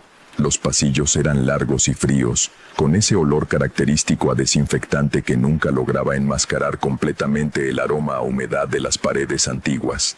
Durante el día, el lugar bullía de actividad, pero en las noches, especialmente después de las 11, el silencio se volvía casi tangible. La sala de maternidad estaba en el segundo piso, al final de un corredor que siempre parecía más oscuro que el resto del edificio. Había 6 cunas para los recién nacidos, aunque rara vez teníamos más de 3 bebés al mismo tiempo. Villa del Carmen era un pueblo pequeño, y los nacimientos no eran tan frecuentes. Mi primera semana fue tranquila, rutinaria. Revisaba a los bebés cada 2 horas, alimentaba a los que no estaban con sus madres, cambiaba pañales, verificaba signos vitales. El turno nocturno tenía algo de paz. cuando todo estaba en silencio, excepto por el ocasional llanto de algún recién nacido, o los suaves pitidos de los monitores. Pero en mi segunda semana, las cosas comenzaron a ponerse extrañas. Fue un viernes. Teníamos 3 bebés esa noche, 2 niñas y un niño, todos nacidos en los últimos 2 días. Alrededor de las 2 de la madrugada, estaba en la estación de enfermeras completando papeles, cuando escuché un sonido que me hizo levantar la vista. Era como una canción de cuna, apenas audible, cantada en voz muy baja. La melodía era antigua, de esas que te resultan vagamente familiares aunque no sepas de dónde las conoces. Me levanté y caminé hacia la sala de cunas. La puerta estaba entreabierta y las luces nocturnas proyectaban sombras suaves sobre las paredes pintadas de azul pálido. Los 3 bebés estaban despiertos, pero ninguno lloraba. Eso en sí era extraño. Los recién nacidos suelen llorar cuando están despiertos, especialmente a esas horas. Pero estos 3 simplemente miraban hacia el mismo punto del techo, con expresiones de calma que parecían casi hipnóticas. El canto se detuvo en cuanto entré. El silencio que siguió fue abrupto, antinatural. Los bebés parpadearon, como saliendo de un trance, y uno de ellos comenzó a llorar. Me acerqué rápidamente, revisando a cada uno. Estaban bien, sus signos vitales eran normales, pero había algo en sus ojos que me inquietaba. Una especie de reconocimiento, como si hubieran visto algo que yo no podía ver. Me convencí de que había imaginado el canto. Quizás era un residuo de alguna música que había escuchado antes, mi cerebro llenando el silencio con falsos recuerdos. El cansancio hace cosas extrañas a la percepción, así que terminé de revisar a los bebés, los arropé y regresé a mi estación. Pero al día siguiente, sucedió otra vez. Misma hora, 2 de la madrugada. Esta vez el canto era más claro, más definido, y venía definitivamente de la sala de cunas. Entré rápidamente, encendiendo las luces principales. La habitación estaba vacía, excepto por los bebés, que nuevamente estaban despiertos y mirando el mismo punto del techo. En el aire flotaba un aroma que no había estado allí antes, algo floral, dulce, pero con un toque de podredumbre debajo, como flores marchitas. ¿Hay alguien aquí?, pregunté, sintiéndome ridícula. No hubo respuesta, por supuesto. Solo el zumbido de las luces fluorescentes y el suave burbujeo del humidificador en la esquina. Revisé cada rincón de la habitación. Las ventanas estaban cerradas y aseguradas. La puerta que conectaba con el baño estaba abierta, pero el baño estaba vacío. No había nadie. Y sin embargo, los bebés seguían mirando ese mismo punto del techo, donde no había absolutamente nada visible. Al tercer día, decidí hablar con Lucía, una enfermera que había trabajado en el hospital durante 20 años. Ella era del pueblo, conocía todas las historias locales. La encontré durante el cambio de turno, tomando café en la sala de descanso. Lucía, le dije, tratando de sonar casual, ¿alguna vez has escuchado cosas raras en la sala de maternidad, como cantos? Ella dejó de beber de inmediato. Su expresión cambió, volviéndose seria. ¿Qué escuchaste exactamente? Le conté sobre las últimas 2 noches, el canto, los bebés despiertos y tranquilos, el extraño aroma. Esperaba que se riera, que me dijera que estaba trabajando demasiado, pero no lo hizo. En cambio, se acercó y bajó la voz. ¿Sabes qué era este edificio antes del hospital? No esperó mi respuesta. Un convento de monjas, sí, pero antes de eso, mucho antes, era algo más. Los ancianos del pueblo dicen que este terreno era un lugar sagrado para las parteras tradicionales. Aquí venían las mujeres del pueblo a dar a luz, asistidas por curanderas y comadronas. Fue así durante generaciones, hasta que la iglesia lo prohibió en el siglo XVIII. ¿Y qué tiene que ver eso con lo que estoy experimentando? Lucía vaciló, eligiendo sus palabras con cuidado. Hay historias, leyendas, realmente. Dicen que una de las parteras, la más poderosa, fue acusada de brujería. La quemaron en la plaza del pueblo, pero antes de morir, juró que nunca dejaría de proteger a los niños recién nacidos, que siempre volvería para cuidarlos, sin importar lo que construyeran sobre su tierra sagrada. Un escalofrío me recorrió la columna. ¿Estás diciendo que hay un fantasma de una bruja en la sala de maternidad? No sé qué hay, respondió Lucía, solo sé que no eres la primera en escuchar cantos, y no eres la primera en ver a los bebés comportarse de forma extraña, pero Valentina hizo una pausa, su rostro sombrío. Hay algo que debes saber. Los bebés que ella visita, según las historias antiguas, están marcados, no siempre en formas malas, pero están marcados. Algunos dicen que desarrollan habilidades especiales, otros dicen que atraen desgracias, nadie sabe con certeza. Quise descartar todo como superstición, pero esa noche, cuando volví a mi turno, no pude evitar sentir una creciente aprensión. Tenía 2 bebés bajo mi cuidado, un niño llamado Mateo y una niña llamada Sofía. Ambos habían nacido ese mismo día. Las primeras horas fueron normales. Revisé a los bebés, alimenté a Sofía, cambié pañales, completé mi documentación. El hospital estaba en su silencio habitual de madrugada, solo interrumpido por los pasos ocasionales de guardias de seguridad o el personal de limpieza en otros pisos. Entonces, a las 2 en punto, comenzó el canto. Esta vez estaba preparada. Me levanté inmediatamente y caminé silenciosamente hacia la sala de cunas.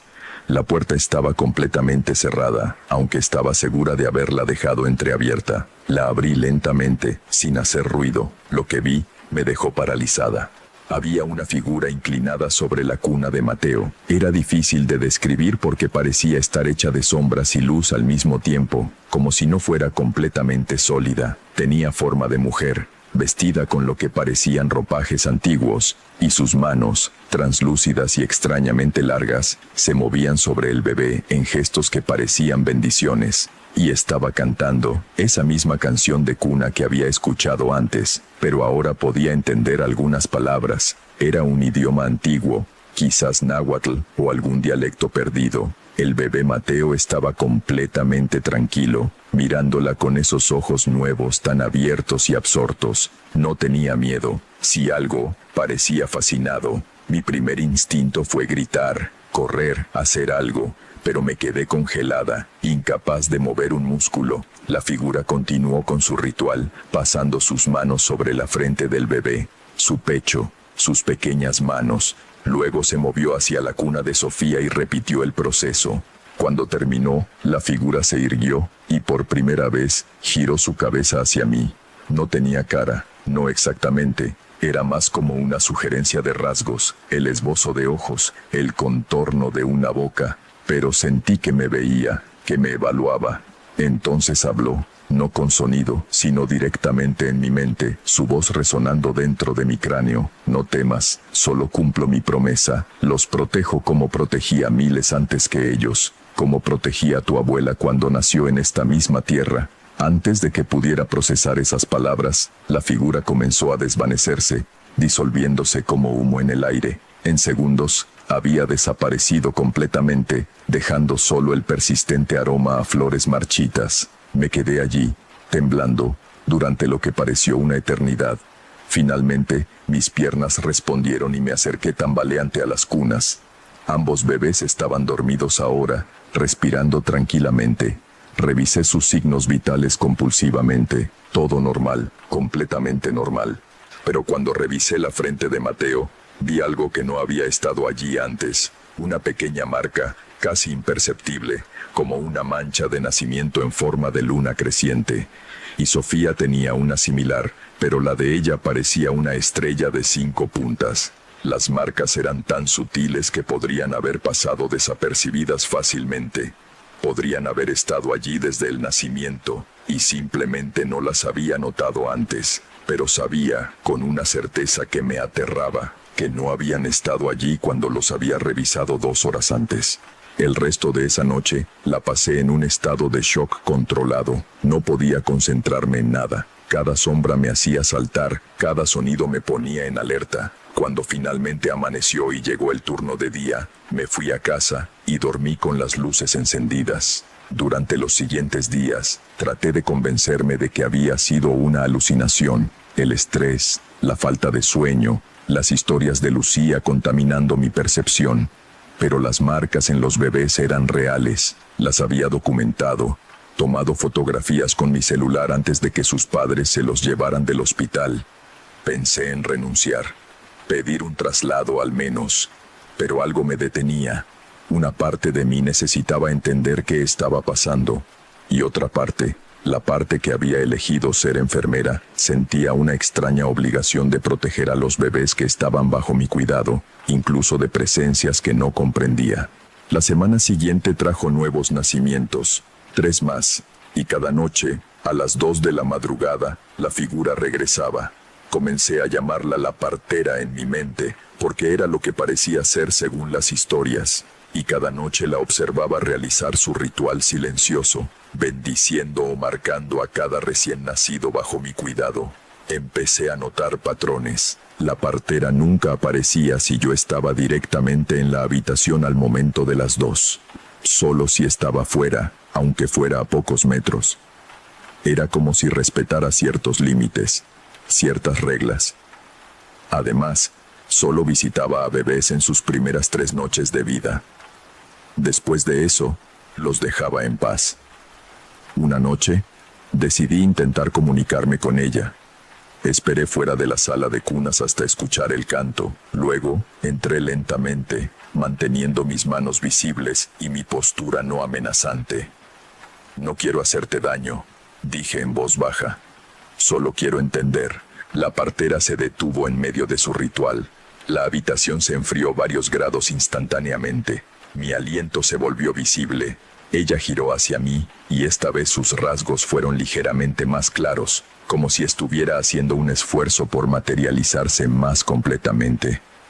«Tú ves», dijo su voz en mi mente. «La mayoría no puede. Tu abuela también veía. La sangre recuerda. ¿Qué estás haciendo con los bebés?» «Los protejo, los marco para que otros como yo sepan que están bajo mi cuidado. Hay cosas en este mundo, y en el otro, que buscan niños recién nacidos. Son vulnerables, sus almas apenas atadas a sus cuerpos. Yo los sello, los anclo, los protejo de lo que acecha en la oscuridad, de que necesitan protección».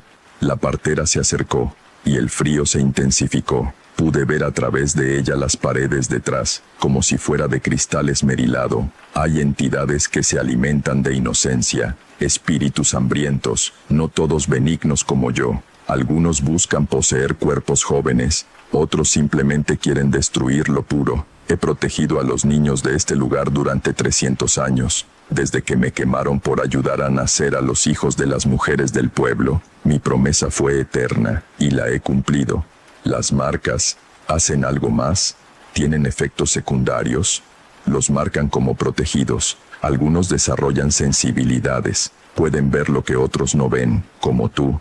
Pueden sentir presencias, percibir peligros. Es un pequeño precio por la protección que reciben. Sin mis marcas, algunos de estos niños no sobrevivirían su primer año. Hay oscuridad en este pueblo, niña, más de la que imaginas. Antes de que pudiera hacer más preguntas, escuché pasos en el pasillo. Uno de los médicos que hacía rondas nocturnas se acercaba. La partera se disolvió instantáneamente, y cuando el doctor entró, la habitación estaba vacía excepto por mí y los bebés durmiendo. «¿Todo bien, Valentina?», preguntó, notando mi expresión. «Sí», mentí, solo revisando a los pequeños. Durante las siguientes semanas, mi relación con la partera se volvió casi rutinaria. Llegaba a las 2, realizaba sus rituales, y a veces intercambiábamos algunas palabras silenciosas. Aprendí que había sido una curandera llamada Citlali, que el nombre significaba estrella en náhuatl, y que había ayudado a nacer a más de 1000 niños antes de ser ejecutada por la Inquisición en 1721. «¿No estás cansada?», le pregunté una noche. 300 años es mucho tiempo. Los muertos no se cansan de la misma forma que los vivos, y mi propósito me sostiene. Mientras haya niños que necesiten protección permaneceré, pero entonces algo cambió. Una noche de abril, cuando tenía solo un bebé bajo mi cuidado, un niño llamado Gabriel, la partera apareció mucho antes de las 2. Eran apenas las 11 de la noche cuando sentí el frío característico, y el aroma a flores marchitas llenar la sala. Entré corriendo, y la encontré inclinada sobre Gabriel, pero esta vez su postura era diferente. Parecía casi defensiva, como si estuviera protegiéndolo de algo. La habitación estaba más fría que nunca, y las luces parpadeaban erráticamente. ¿Qué pasa?, pregunté.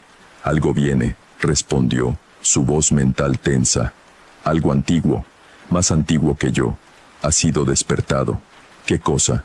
Los ignorantes del pueblo han perturbado un lugar que debió permanecer sellado, una tumba antigua en las colinas. Han liberado algo que debió permanecer enterrado. Ahora busca almas jóvenes para alimentarse, para recuperar su fuerza. Vendrá aquí, puede sentir a los inocentes. Como para confirmar sus palabras, todas las luces del piso se apagaron simultáneamente. Los generadores de emergencia deberían haber activado las luces de respaldo inmediatamente, pero no lo hicieron. La oscuridad era absoluta. Busqué mi linterna a tientas, pero las baterías estaban muertas a pesar de que las había cambiado esa misma tarde. El único iluminación venía de la partera misma, cuya forma ahora emitía un resplandor pálido y fantasmal. «Toma al niño», me ordenó. «Llévalo abajo, donde hay más gente, más luz, más vida. No puede manifestarse fácilmente donde hay muchos vivos conscientes». Pero antes de que pudiera moverme, sentí algo más en la habitación. Una presencia que no era la partera. Algo denso, pesado, maligno. El aire se volvió espeso, difícil de respirar, como si me hubieran sumergido bajo agua. Y entonces lo vi. O más bien, vi su ausencia. Era una oscuridad más profunda que la oscuridad de la habitación, una forma humanoide pero grotescamente distorsionada. Se movía por las paredes como una sombra, pero proyectaba su propia oscuridad, absorbiendo incluso el débil resplandor de la partera. El bebé Gabriel comenzó a llorar, un llanto agudo de terror puro. Corrí hacia su cuna, pero la sombra fue más rápida. Se deslizó entre nosotros, bloqueando mi camino. Cuando intenté atravesarla, fue como golpear una pared de hielo. El frío era tan intenso que quemaba. La partera se interpuso entre la sombra y el bebé. «No permitiré que lo tomes, está bajo mi protección». La sombra respondió con un sonido que no era exactamente un sonido, sino una vibración que sentí en mis huesos. Era risa, creo. Risa burlona y cruel. Entonces las dos entidades chocaron. No puedo describir adecuadamente lo que vi porque desafía la física que conozco. Luz y oscuridad luchando, entrelazándose, cada una tratando de consumir a la otra. La habitación temblaba. Los monitores médicos explotaron en chispas. Las ventanas se agrietaron. Aproveché la distracción para agarrar a Gabriel de su cuna. Estaba helado al tacto, sus labios tomando un tono azulado. Lo envolví en mantas y corrí hacia la puerta, pero la puerta no se abría. El picaporte giraba, pero la puerta permanecía sellada, como si algo la mantuviera cerrada desde el otro lado. Golpeé y grité, pero nadie respondía. Era como si el resto del hospital hubiera dejado de existir, dejándonos atrapados en esta habitación con dos fuerzas sobrenaturales batallando.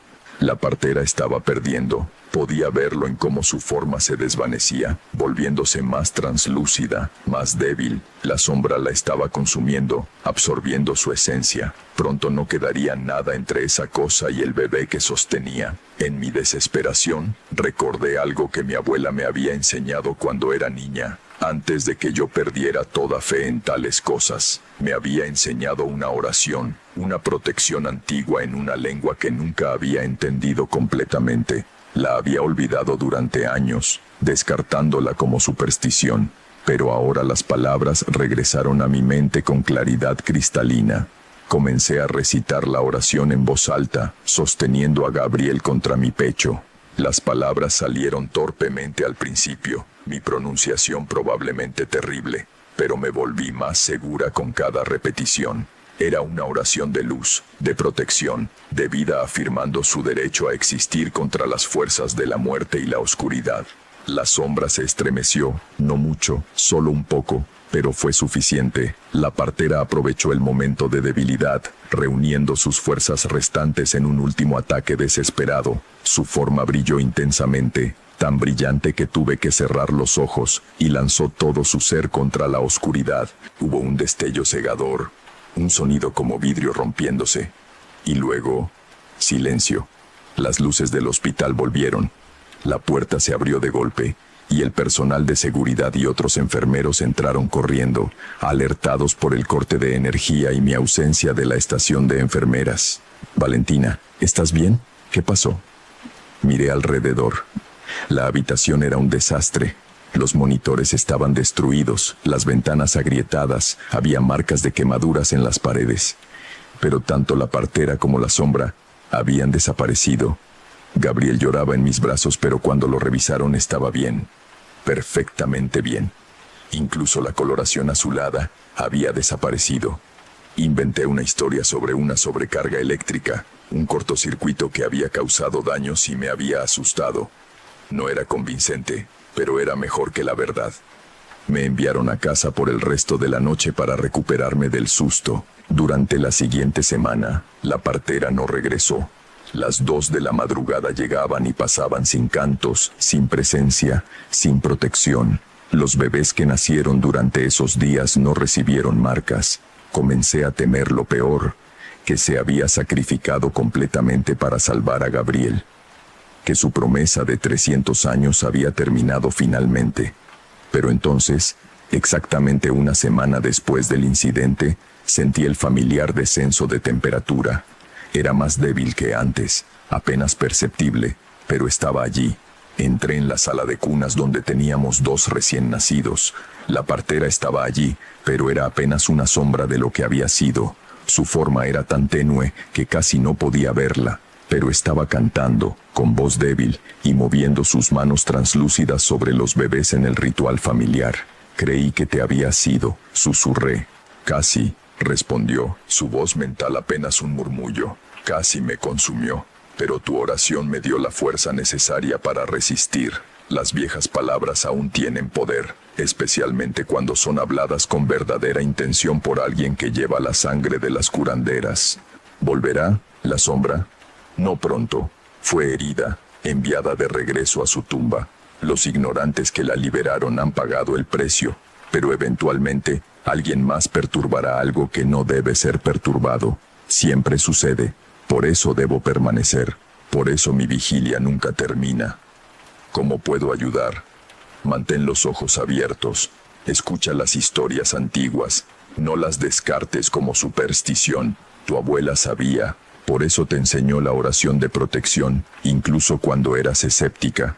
Sabía que un día la necesitarías. Y ahora tú debes aprender más, ser mi ayudante en el mundo de los vivos, como lo fue tu abuela en su tiempo. Pasaron las semanas, y lentamente la partera recuperó algo de su fuerza. Nunca volvió a ser tan sustancial como antes del ataque, pero su presencia se estabilizó. Los bebés seguían recibiendo sus marcas protectoras, sus bendiciones silenciosas. Y yo comencé a aprender. Lucía me conectó con los ancianos del pueblo, aquellos que aún recordaban las viejas historias, las viejas formas. Aprendí sobre las protecciones, los rituales, las oraciones. Aprendí a reconocer las señales de presencias sobrenaturales, tanto benignas como malignas. Descubrí que el ataque no había sido un incidente aislado.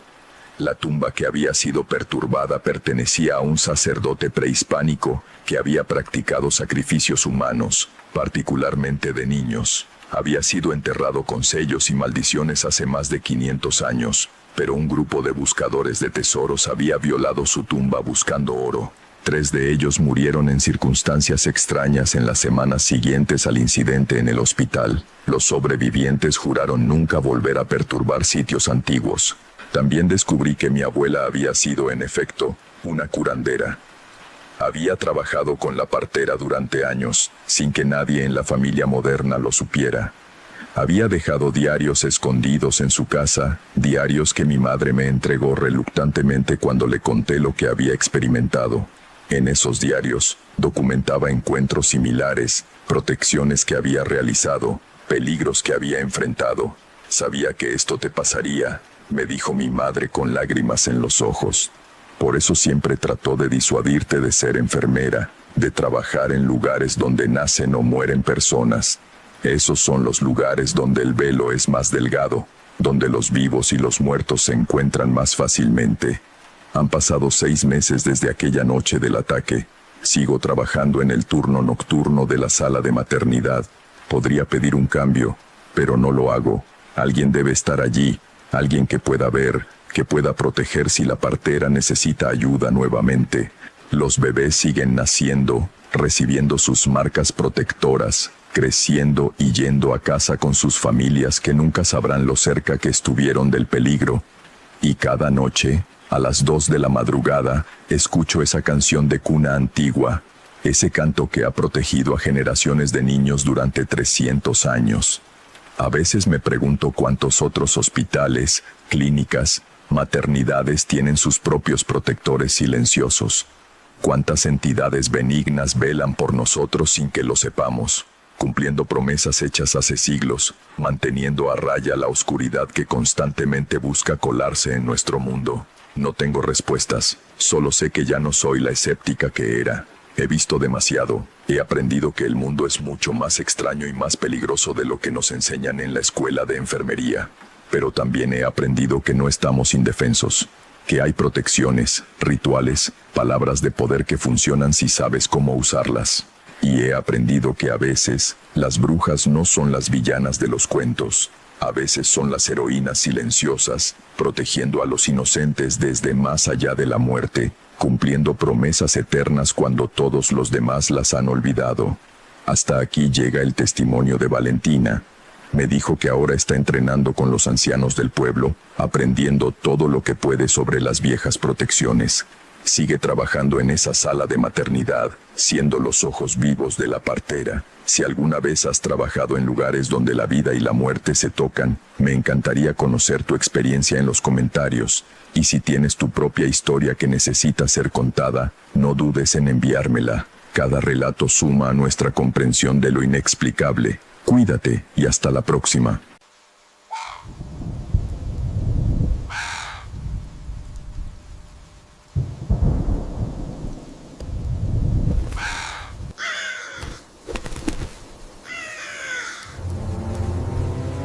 Alguien que prefiere quedarse en el anonimato me escribió desde una región rural de Ecuador con algo que le cambió la forma de ver el mundo. Trabajaba como médico rural y lo que descubrió en un pueblo remoto sigue atormentándolo años después.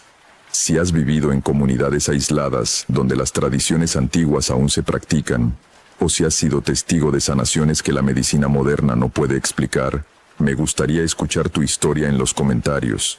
A veces lo que llamamos brujería es algo mucho más complejo y antiguo de lo que imaginamos. Esto es lo que este médico vivió hace 4 años. Me gradué de medicina con la convicción de ayudar a las comunidades más necesitadas. Había crecido en Quito, en un ambiente urbano y moderno, pero siempre sentí que mi vocación estaba en las zonas rurales donde los recursos médicos eran escasos y la gente moría de enfermedades que deberían ser tratables. Así que cuando terminé mi servicio social, solicité voluntariamente un puesto en el programa de médicos rurales del gobierno. Me asignaron a un pueblo llamado San Isidro de la Montaña. Ni siquiera aparecía en la mayoría de los mapas. Estaba ubicado en las estribaciones de los Andes, a casi 4 horas en camioneta desde el pueblo más cercano con electricidad constante.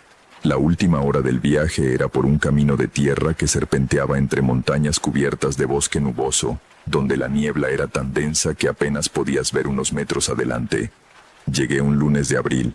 La lluvia caía constante, como caía casi todos los días en esa región, creando un tamborileo rítmico sobre el techo de metal de la camioneta que me transportaba. El conductor, un hombre local llamado Tomás que había sido contratado por el gobierno para llevarme, apenas habló durante todo el viaje.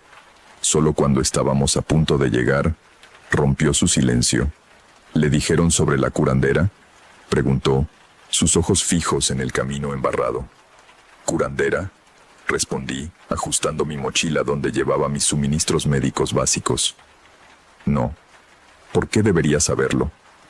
Tomás suspiró, sus manos apretando el volante con más fuerza de la necesaria. Porque ella es quien realmente cura a la gente aquí.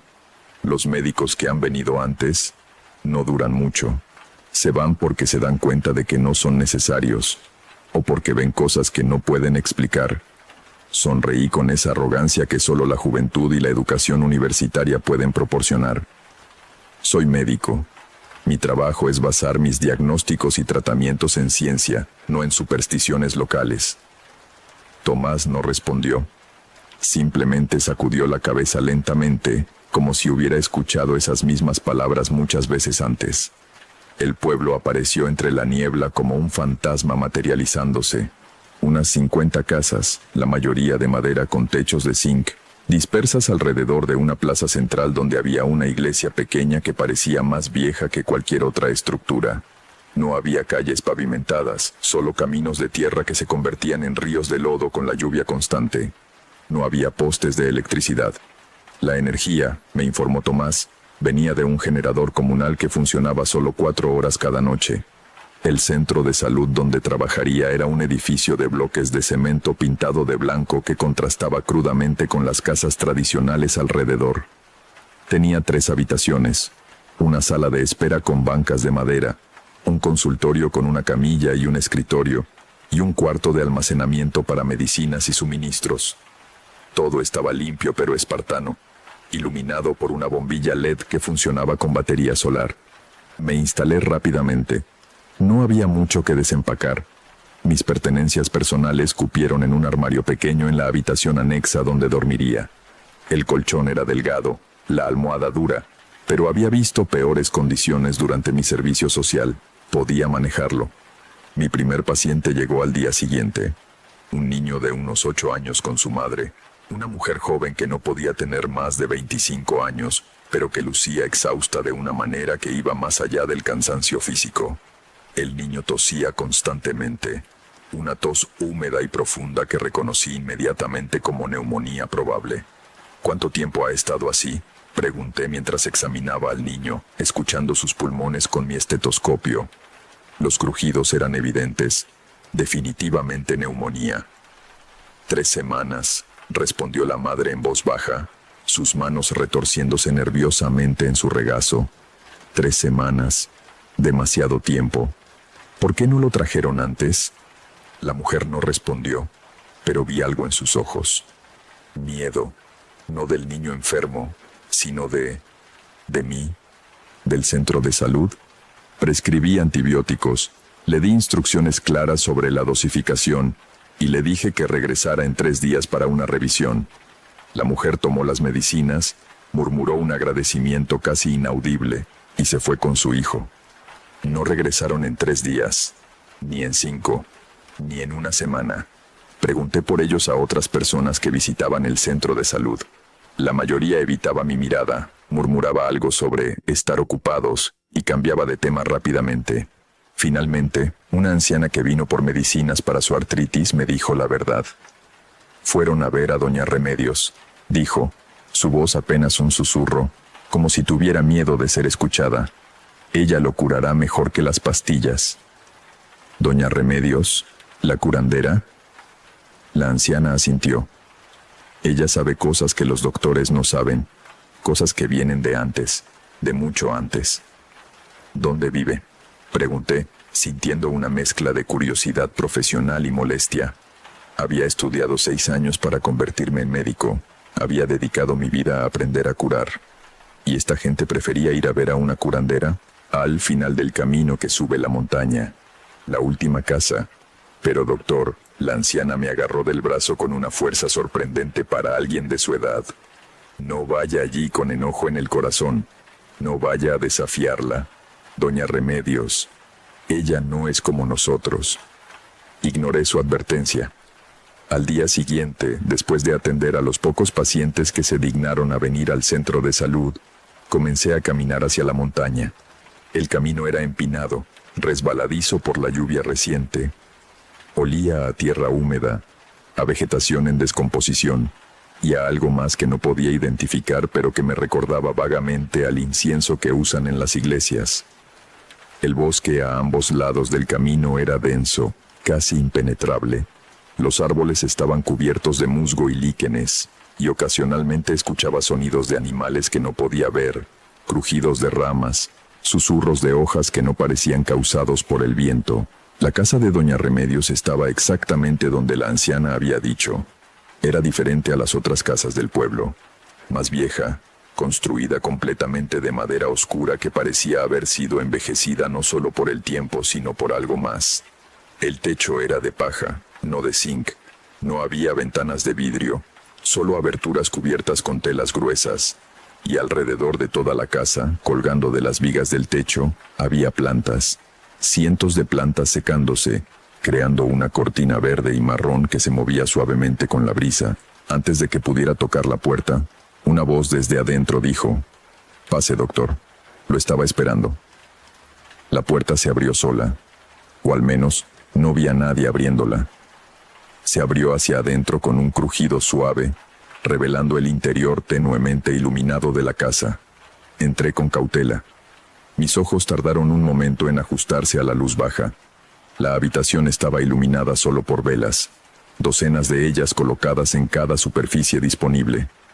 El aire estaba espeso con el humo de incienso y algo más, algo herbáceo y ligeramente amargo. Las paredes estaban cubiertas de estantes repletos de frascos de vidrio conteniendo líquidos de colores, plantas secas y cosas que prefería no examinar muy de cerca. Y en el centro de la habitación, sentada en una silla de madera tallada, estaba doña Remedios. Era vieja, muy vieja. Su piel era del color del cuero curtido, arrugada profundamente con los patrones de al menos 80 o 90 años de vida. Su cabello era completamente blanco, largo hasta la cintura, trenzado con hilos rojos y pequeñas cuentas que tintineaban suavemente cuando movía la cabeza. Sus ojos eran negros, tan oscuros que no podía distinguir la pupila del iris, y cuando me miraron sentí como si pudiera ver directamente dentro de mí, leyendo cada pensamiento, cada duda, cada miedo. «Siéntese, doctor», dijo, gesticulando hacia un taburete frente a ella. Su voz era sorprendentemente fuerte para alguien de su edad, clara y autoritaria. Vino a preguntarme sobre el niño, el que tiene agua en los pulmones. «Tiene neumonía», corregí automáticamente sentándome. Y sí, vine a preguntar por qué su madre lo trajo aquí en lugar de seguir el tratamiento que prescribí. Doña Remedios sonrió, revelando dientes que eran demasiado blancos y perfectos para alguien de su edad. Porque sus pastillas no curan lo que realmente lo enferma. La neumonía es una infección bacteriana. Los antibióticos definitivamente... La neumonía es el síntoma, no la causa, me interrumpió. El niño está enfermo porque algo lo está persiguiendo. Un espíritu que se apegó a él cuando jugaba cerca del cementerio viejo. Las pastillas no pueden expulsar espíritus, doctor. Resistí el impulso de poner los ojos en blanco. Con todo respeto, doña Remedios, eso es superstición. La enfermedad tiene causas físicas, no espirituales. ¿Sí? Se levantó con una agilidad que contradecía su edad aparente y caminó hacia uno de sus estantes. Sacó un frasco con un líquido turbio y verdoso. «Entonces explíqueme esto. ¿Ve este líquido?» Asentí. «Es la enfermedad. Extraída del niño hace 2 horas. Cuando su madre lo trajo aquí, tenía fiebre tan alta que podía freír un huevo en su frente. Tosía sangre. Sus labios estaban azules. Su corazón latía irregularmente. Ahora está en casa, jugando, comiendo, curado». «Eso es imposible», dije, pero mi voz carecía de la convicción que había tenido momentos antes. «La neumonía no se cura en horas. Toma días, incluso con antibióticos. Para usted es imposible porque solo ve con los ojos de la ciencia, pero hay otras formas de ver, otras formas de curar». Me levanté, sintiendo una mezcla de frustración y algo más que no quería admitir, que era miedo. «No puedo aceptar esto. Voy a verificar personalmente el estado del niño». «Hágalo», dijo doña Remedios, volviendo a sentarse en su silla. «Pero cuando lo vea completamente sano, cuando confirme que no hay rastro de neumonía en sus pulmones, venga a verme de nuevo. Tenemos mucho que hablar, usted y yo». Salí de su casa casi corriendo, bajando la montaña con pasos apresurados que resbalaban en el lodo. Mis pensamientos eran un torbellino. No podía ser verdad. No podía ser. Encontré la casa donde vivían el niño y su madre. Toqué la puerta con más fuerza de la necesaria. La madre abrió, sorprendida de verme. «Doctor, yo necesito examinar a su hijo», interrumpí. «Ahora». Ella dudó, pero finalmente asintió y me dejó pasar. El niño estaba en el patio trasero, jugando con un palo en el lodo, completamente absorto en su juego imaginario. Al verme, se levantó y corrió hacia mí, sonriendo. «Doctor, mire lo que encontré». Me mostró un escarabajo grande que había capturado. Lo observé con incredulidad. Este no era el niño enfermo que había examinado una semana atrás. Este niño estaba sano, completamente sano. Sus mejillas tenían color. Sus ojos brillaban. Su respiración era clara y sin esfuerzo. «Permíteme revisarte», dije, sacando mi estetoscopio con manos que temblaban ligeramente. Escuché sus pulmones. Estaban claros, completamente claros. No había crujidos, no había sibilancias, nada que indicara que había tenido neumonía apenas horas antes. Revisé su temperatura. Normal. Su ritmo cardíaco. Normal. Su saturación de oxígeno usando mi oxímetro portátil. Perfecta. «¿Cómo?», susurré. La madre parada en la puerta dijo suavemente: «Doña Remedios lo curó, como cura a todos los que van a verla con fe». Esa noche no pude dormir. Me quedé despierto en mi habitación, escuchando la lluvia golpear contra el techo de zinc, tratando de encontrar una explicación lógica. Tal vez mi diagnóstico inicial había sido incorrecto. Tal vez no había sido neumonía, sino algo menos serio que se curó solo. Tal vez la madre me había mentido sobre cuánto tiempo había estado enfermo, pero sabía que todas esas explicaciones eran falsas. Yo había escuchado esos pulmones. Había visto esa fiebre. Ese niño había estado gravemente enfermo, y ahora no lo estaba. Durante las siguientes semanas vi el mismo patrón repetirse una y otra vez. La gente venía al centro de salud. Yo hacía mis diagnósticos y prescribía tratamientos. Algunos seguían mis instrucciones, pero la mayoría, especialmente para las enfermedades más serias, terminaban yendo a ver a Doña Remedios. Y todos se curaban. Un hombre con diabetes severa que debería haber estado en insulina. Curado. Una mujer con un tumor abdominal que palpé yo mismo. Desaparecido. Un anciano con insuficiencia cardíaca congestiva que debería haber estado en un hospital. Caminando por el pueblo sin dificultad para respirar. Cada caso desafiaba todo lo que había aprendido en la escuela de medicina. Cada curación era imposible según los estándares médicos modernos. Y cada vez, cuando preguntaba cómo, la respuesta era la misma. Doña Remedios. Finalmente, tragándome mi orgullo, volví a subir la montaña hacia su casa. Esta vez no llamé. La puerta simplemente se abrió cuando me acerqué, como si me estuviera invitando a entrar. Doña Remedios estaba en la misma silla, como si no se hubiera movido en las semanas desde mi última visita. «Bienvenido de nuevo, doctor», dijo sin mirarme, sus manos ocupadas moliendo algo en un mortero. «¿Está listo para aprender?» Me senté en el mismo taburete de antes. ¿Aprender qué? La verdad que su ciencia ignora, que el cuerpo y el espíritu no pueden separarse, que la enfermedad no es solo física, que hay fuerzas en este mundo que sus instrumentos no pueden medir. «Soy médico», dije, aunque la declaración sonaba más débil ahora. «Me entrené para curar basándome en evidencia».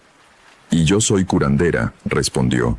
«Me entrené para curar basándome en conocimiento que tiene miles de años, conocimiento que existía antes de que su medicina moderna naciera, conocimiento que seguirá existiendo mucho después de que su medicina moderna caiga». Dejó el mortero a un lado y finalmente me miró directamente. La pregunta no es si mi forma funciona. Ya vio que sí. La pregunta es si está dispuesto a aceptar que hay más en este mundo de lo que le enseñaron. Pasé los siguientes 3 meses visitando a Doña Remedios cada semana. Al principio iba con escepticismo, tratando de encontrar explicaciones racionales para lo que hacía. Pero gradualmente, a medida que la observaba trabajar, a medida que presenciaba curaciones que no podían explicarse con medicina convencional, mi escepticismo dio paso a algo más. No exactamente creencia, pero sí apertura. Me enseñó sobre plantas que crecían en la montaña, plantas que tenían propiedades que la farmacología moderna apenas estaba comenzando a descubrir. Me enseñó sobre energía, sobre cómo el cuerpo humano es más que solo carne y huesos, cómo tiene flujos y bloqueos que pueden causar enfermedad.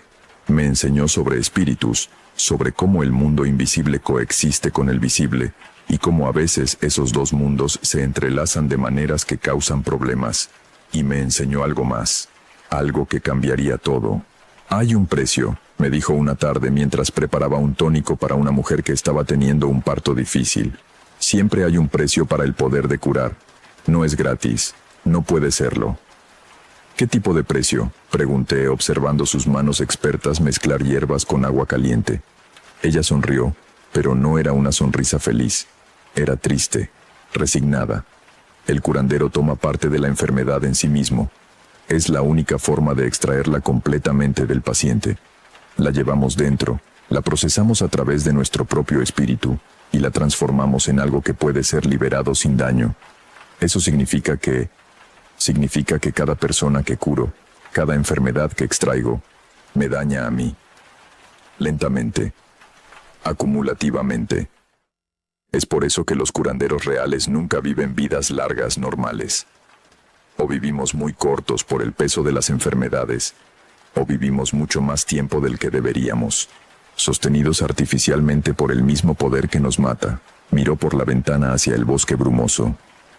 Tengo 132 años, doctor, y cada día de esos 132 años llevo conmigo parte de cada persona que he curado. Sus dolores, sus miedos, sus enfermedades transformadas pero nunca completamente desaparecidas. El horror de esa revelación me golpeó como un puño físico. ¿Por qué? ¿Por qué hacerlo si te está matando lentamente? ¿Por qué alguien tiene que hacerlo? ¿Y por qué fui elegida? ¿Como usted ha sido elegido? ¿Yo? No, yo no. ¿Por qué cree que fue asignado aquí, a este pueblo específico que ni siquiera aparece en la mayoría de los mapas? No fue coincidencia, doctor. Fue destino. Tiene el don. Puedo verlo en su aura. Puedo sentirlo en la forma en que los enfermos son atraídos hacia usted. Nació para ser curandero, y ahora debe elegir qué tipo de curandero será. Me levanté, retrocediendo. No, no puedo aceptar esto. Esto es locura. ¿Lo es? Doña Remedios se levantó también, y por primera vez, la vi no como una anciana, sino como algo más grande, más antiguo. ¿O es la verdad que su mente racional se niega a aceptar? Piénselo, doctor. Todos esos pacientes que se han curado después de verme. ¿Cree realmente que es solo hierbas? ¿Solo medicina tradicional? Salí de su casa casi corriendo, como había hecho la primera vez. Pero esta vez no era solo incredulidad lo que sentía. Era miedo. Miedo de que tuviera razón. Durante las siguientes semanas intenté continuar con mi trabajo como siempre. Ver pacientes, prescribir medicinas, hacer lo que un médico debe hacer. Pero algo había cambiado en mí. Empecé a notar cosas que antes no notaba. Cuando examinaba a un paciente, a veces podía sentir exactamente dónde estaba el problema sin usar instrumentos, como si mis manos pudieran detectar los bloqueos de energía que doña Remedios había descrito. Cuando una niña vino con fiebre inexplicable, tuve una visión repentina de ella jugando cerca de un río, donde algo en el agua la había tocado, algo que no era físico. Y supe, sin saber cómo sabía, que ninguna medicina moderna la curaría. La mandé con doña Remedios. Y se curó. Esto continuó, paciente tras paciente, y cada vez que enviaba a alguien con doña Remedios, me sentía como un fraude. ¿Qué tipo de médico era si no podía curar a su propia gente? Entonces llegó la noche que cambió todo. Era casi medianoche cuando escuché golpes desesperados en mi puerta. Abrí para encontrar a un hombre que apenas conocía, cargando a una mujer inconsciente en sus brazos. Su esposa, entendí. Estaba embarazada de 8 meses. «¡Está muriendo!», gritó el hombre. «Doña Remedios no está en su casa. Usted tiene que ayudarla». La puse en la camilla de mi consultorio. Sus signos vitales eran terribles.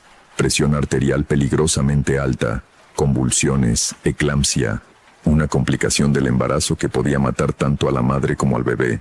Necesitaba un hospital, cirugía de emergencia, equipamiento que yo no tenía. «No hay tiempo para llevarla al hospital», dije revisando frenéticamente mi limitado suministro de medicinas. «Está a 4 horas de distancia, nunca llegaría». El hombre se derrumbó, llorando. Por favor, doctor, haga algo». Miré a la mujer convulsionando en la camilla. Miré mis manos. y recordé todo lo que doña Remedios me había enseñado. Hay un precio, había dicho. Cerré los ojos, respiré profundo, y por primera vez en mi vida, dejé de pensar como médico y empecé a sentir como curandero. Puse mis manos sobre el abdomen de la mujer. Podía sentir el bebé adentro, luchando. Podía sentir la presión en su cráneo, la toxicidad en su sangre. Y algo más. Algo que doña Remedios habría llamado un desequilibrio espiritual. No sé exactamente qué hice. Fue instinto más que conocimiento consciente. Pero sentí algo fluir desde ella hacia mí. La enfermedad, el desequilibrio, la toxicidad. Entró en mis manos, subió por mis brazos y se alojó en mi pecho como un peso frío y pesado. Y mientras lo hacía, la mujer dejó de convulsionar. Su respiración se estabilizó. Sus ojos se abrieron. ¿Qué pasó?, susurró. «¿Estás bien?», dije, aunque mi propia voz sonaba lejana. «Tú y el bebé están bien». El hombre lloró de alivio. Me abrazó, me llamó milagrero, me agradeció una y otra vez, pero yo apenas podía permanecer de pie. El peso en mi pecho era insoportable. Podía sentir la enfermedad que había tomado de ella, procesándose a través de mi propio cuerpo, transformándose en algo que eventualmente podría liberar. Pero por ahora, era mía. La cargaba. Cuando finalmente se fueron, me desplomé en mi silla, sudando, temblando, y entendí. Este era el precio. A la mañana siguiente, subí la montaña hacia la casa de doña Remedios. Esta vez, ella no estaba en su silla. Estaba en cama, luciendo más frágil de lo que nunca la había visto. «Lo hizo», dijo cuando entré. «Curó usando el viejo camino. ¿Cómo se siente?» «Terrible», admití, sentándome junto a su cama, como si llevara un peso que no puedo soltar. Se irá, en días o semanas. Depende de qué tan fuerte sea su espíritu, pero mientras tanto la carga es suya. ¿Por qué no me advertiste que se sentía así? Porque si lo hubiera hecho no lo habría intentado, y esa mujer y su bebé habrían muerto». Tenía razón, lo sabía. «Ahora entiende», continuó doña Remedios. «Este es el camino del curandero. Tomar el dolor de otros para que ellos puedan vivir. Cargar con la enfermedad para que otros puedan estar sanos. Es un sacrificio. Siempre lo ha sido». «¿Cuánto tiempo puedes seguir haciéndolo?», pregunté, mirando su forma frágil en la cama. «No mucho más», respondió honestamente. «Llevo demasiadas enfermedades dentro de mí, demasiados años de cargar con el dolor de otros. Pronto, el peso será demasiado, y cuando eso pase, necesitaré que esté listo para tomar mi lugar. No sé si puedo». «Puede, y lo hará, porque tiene el don, y porque en el fondo es un curandero, no solo un médico. Un verdadero curandero que entiende que salvar vidas significa a veces sacrificar parte de la suya». Doña Remedios murió 3 semanas después. Dicen que murió pacíficamente en su sueño, finalmente liberada del peso que había cargado durante más de un siglo. Yo me quedé en San Isidro. No tenía opción. La gente me necesitaba, y había aceptado, consciente o inconscientemente, el papel que doña Remedios me había preparado para desempeñar. Ahora, 4 años después, sigo aquí. Sigo curando. Uso mi conocimiento médico cuando sirve, pero también uso lo otro, lo que doña Remedios me enseñó. Y sí, cargo con el precio.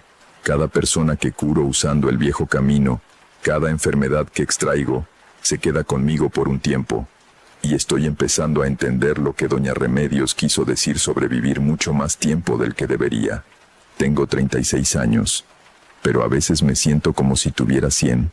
El peso de todas las enfermedades que he cargado, todas las vidas que he salvado, se acumula. ¿Me arrepiento? No. Porque he visto milagros. He visto personas que deberían haber muerto vivir.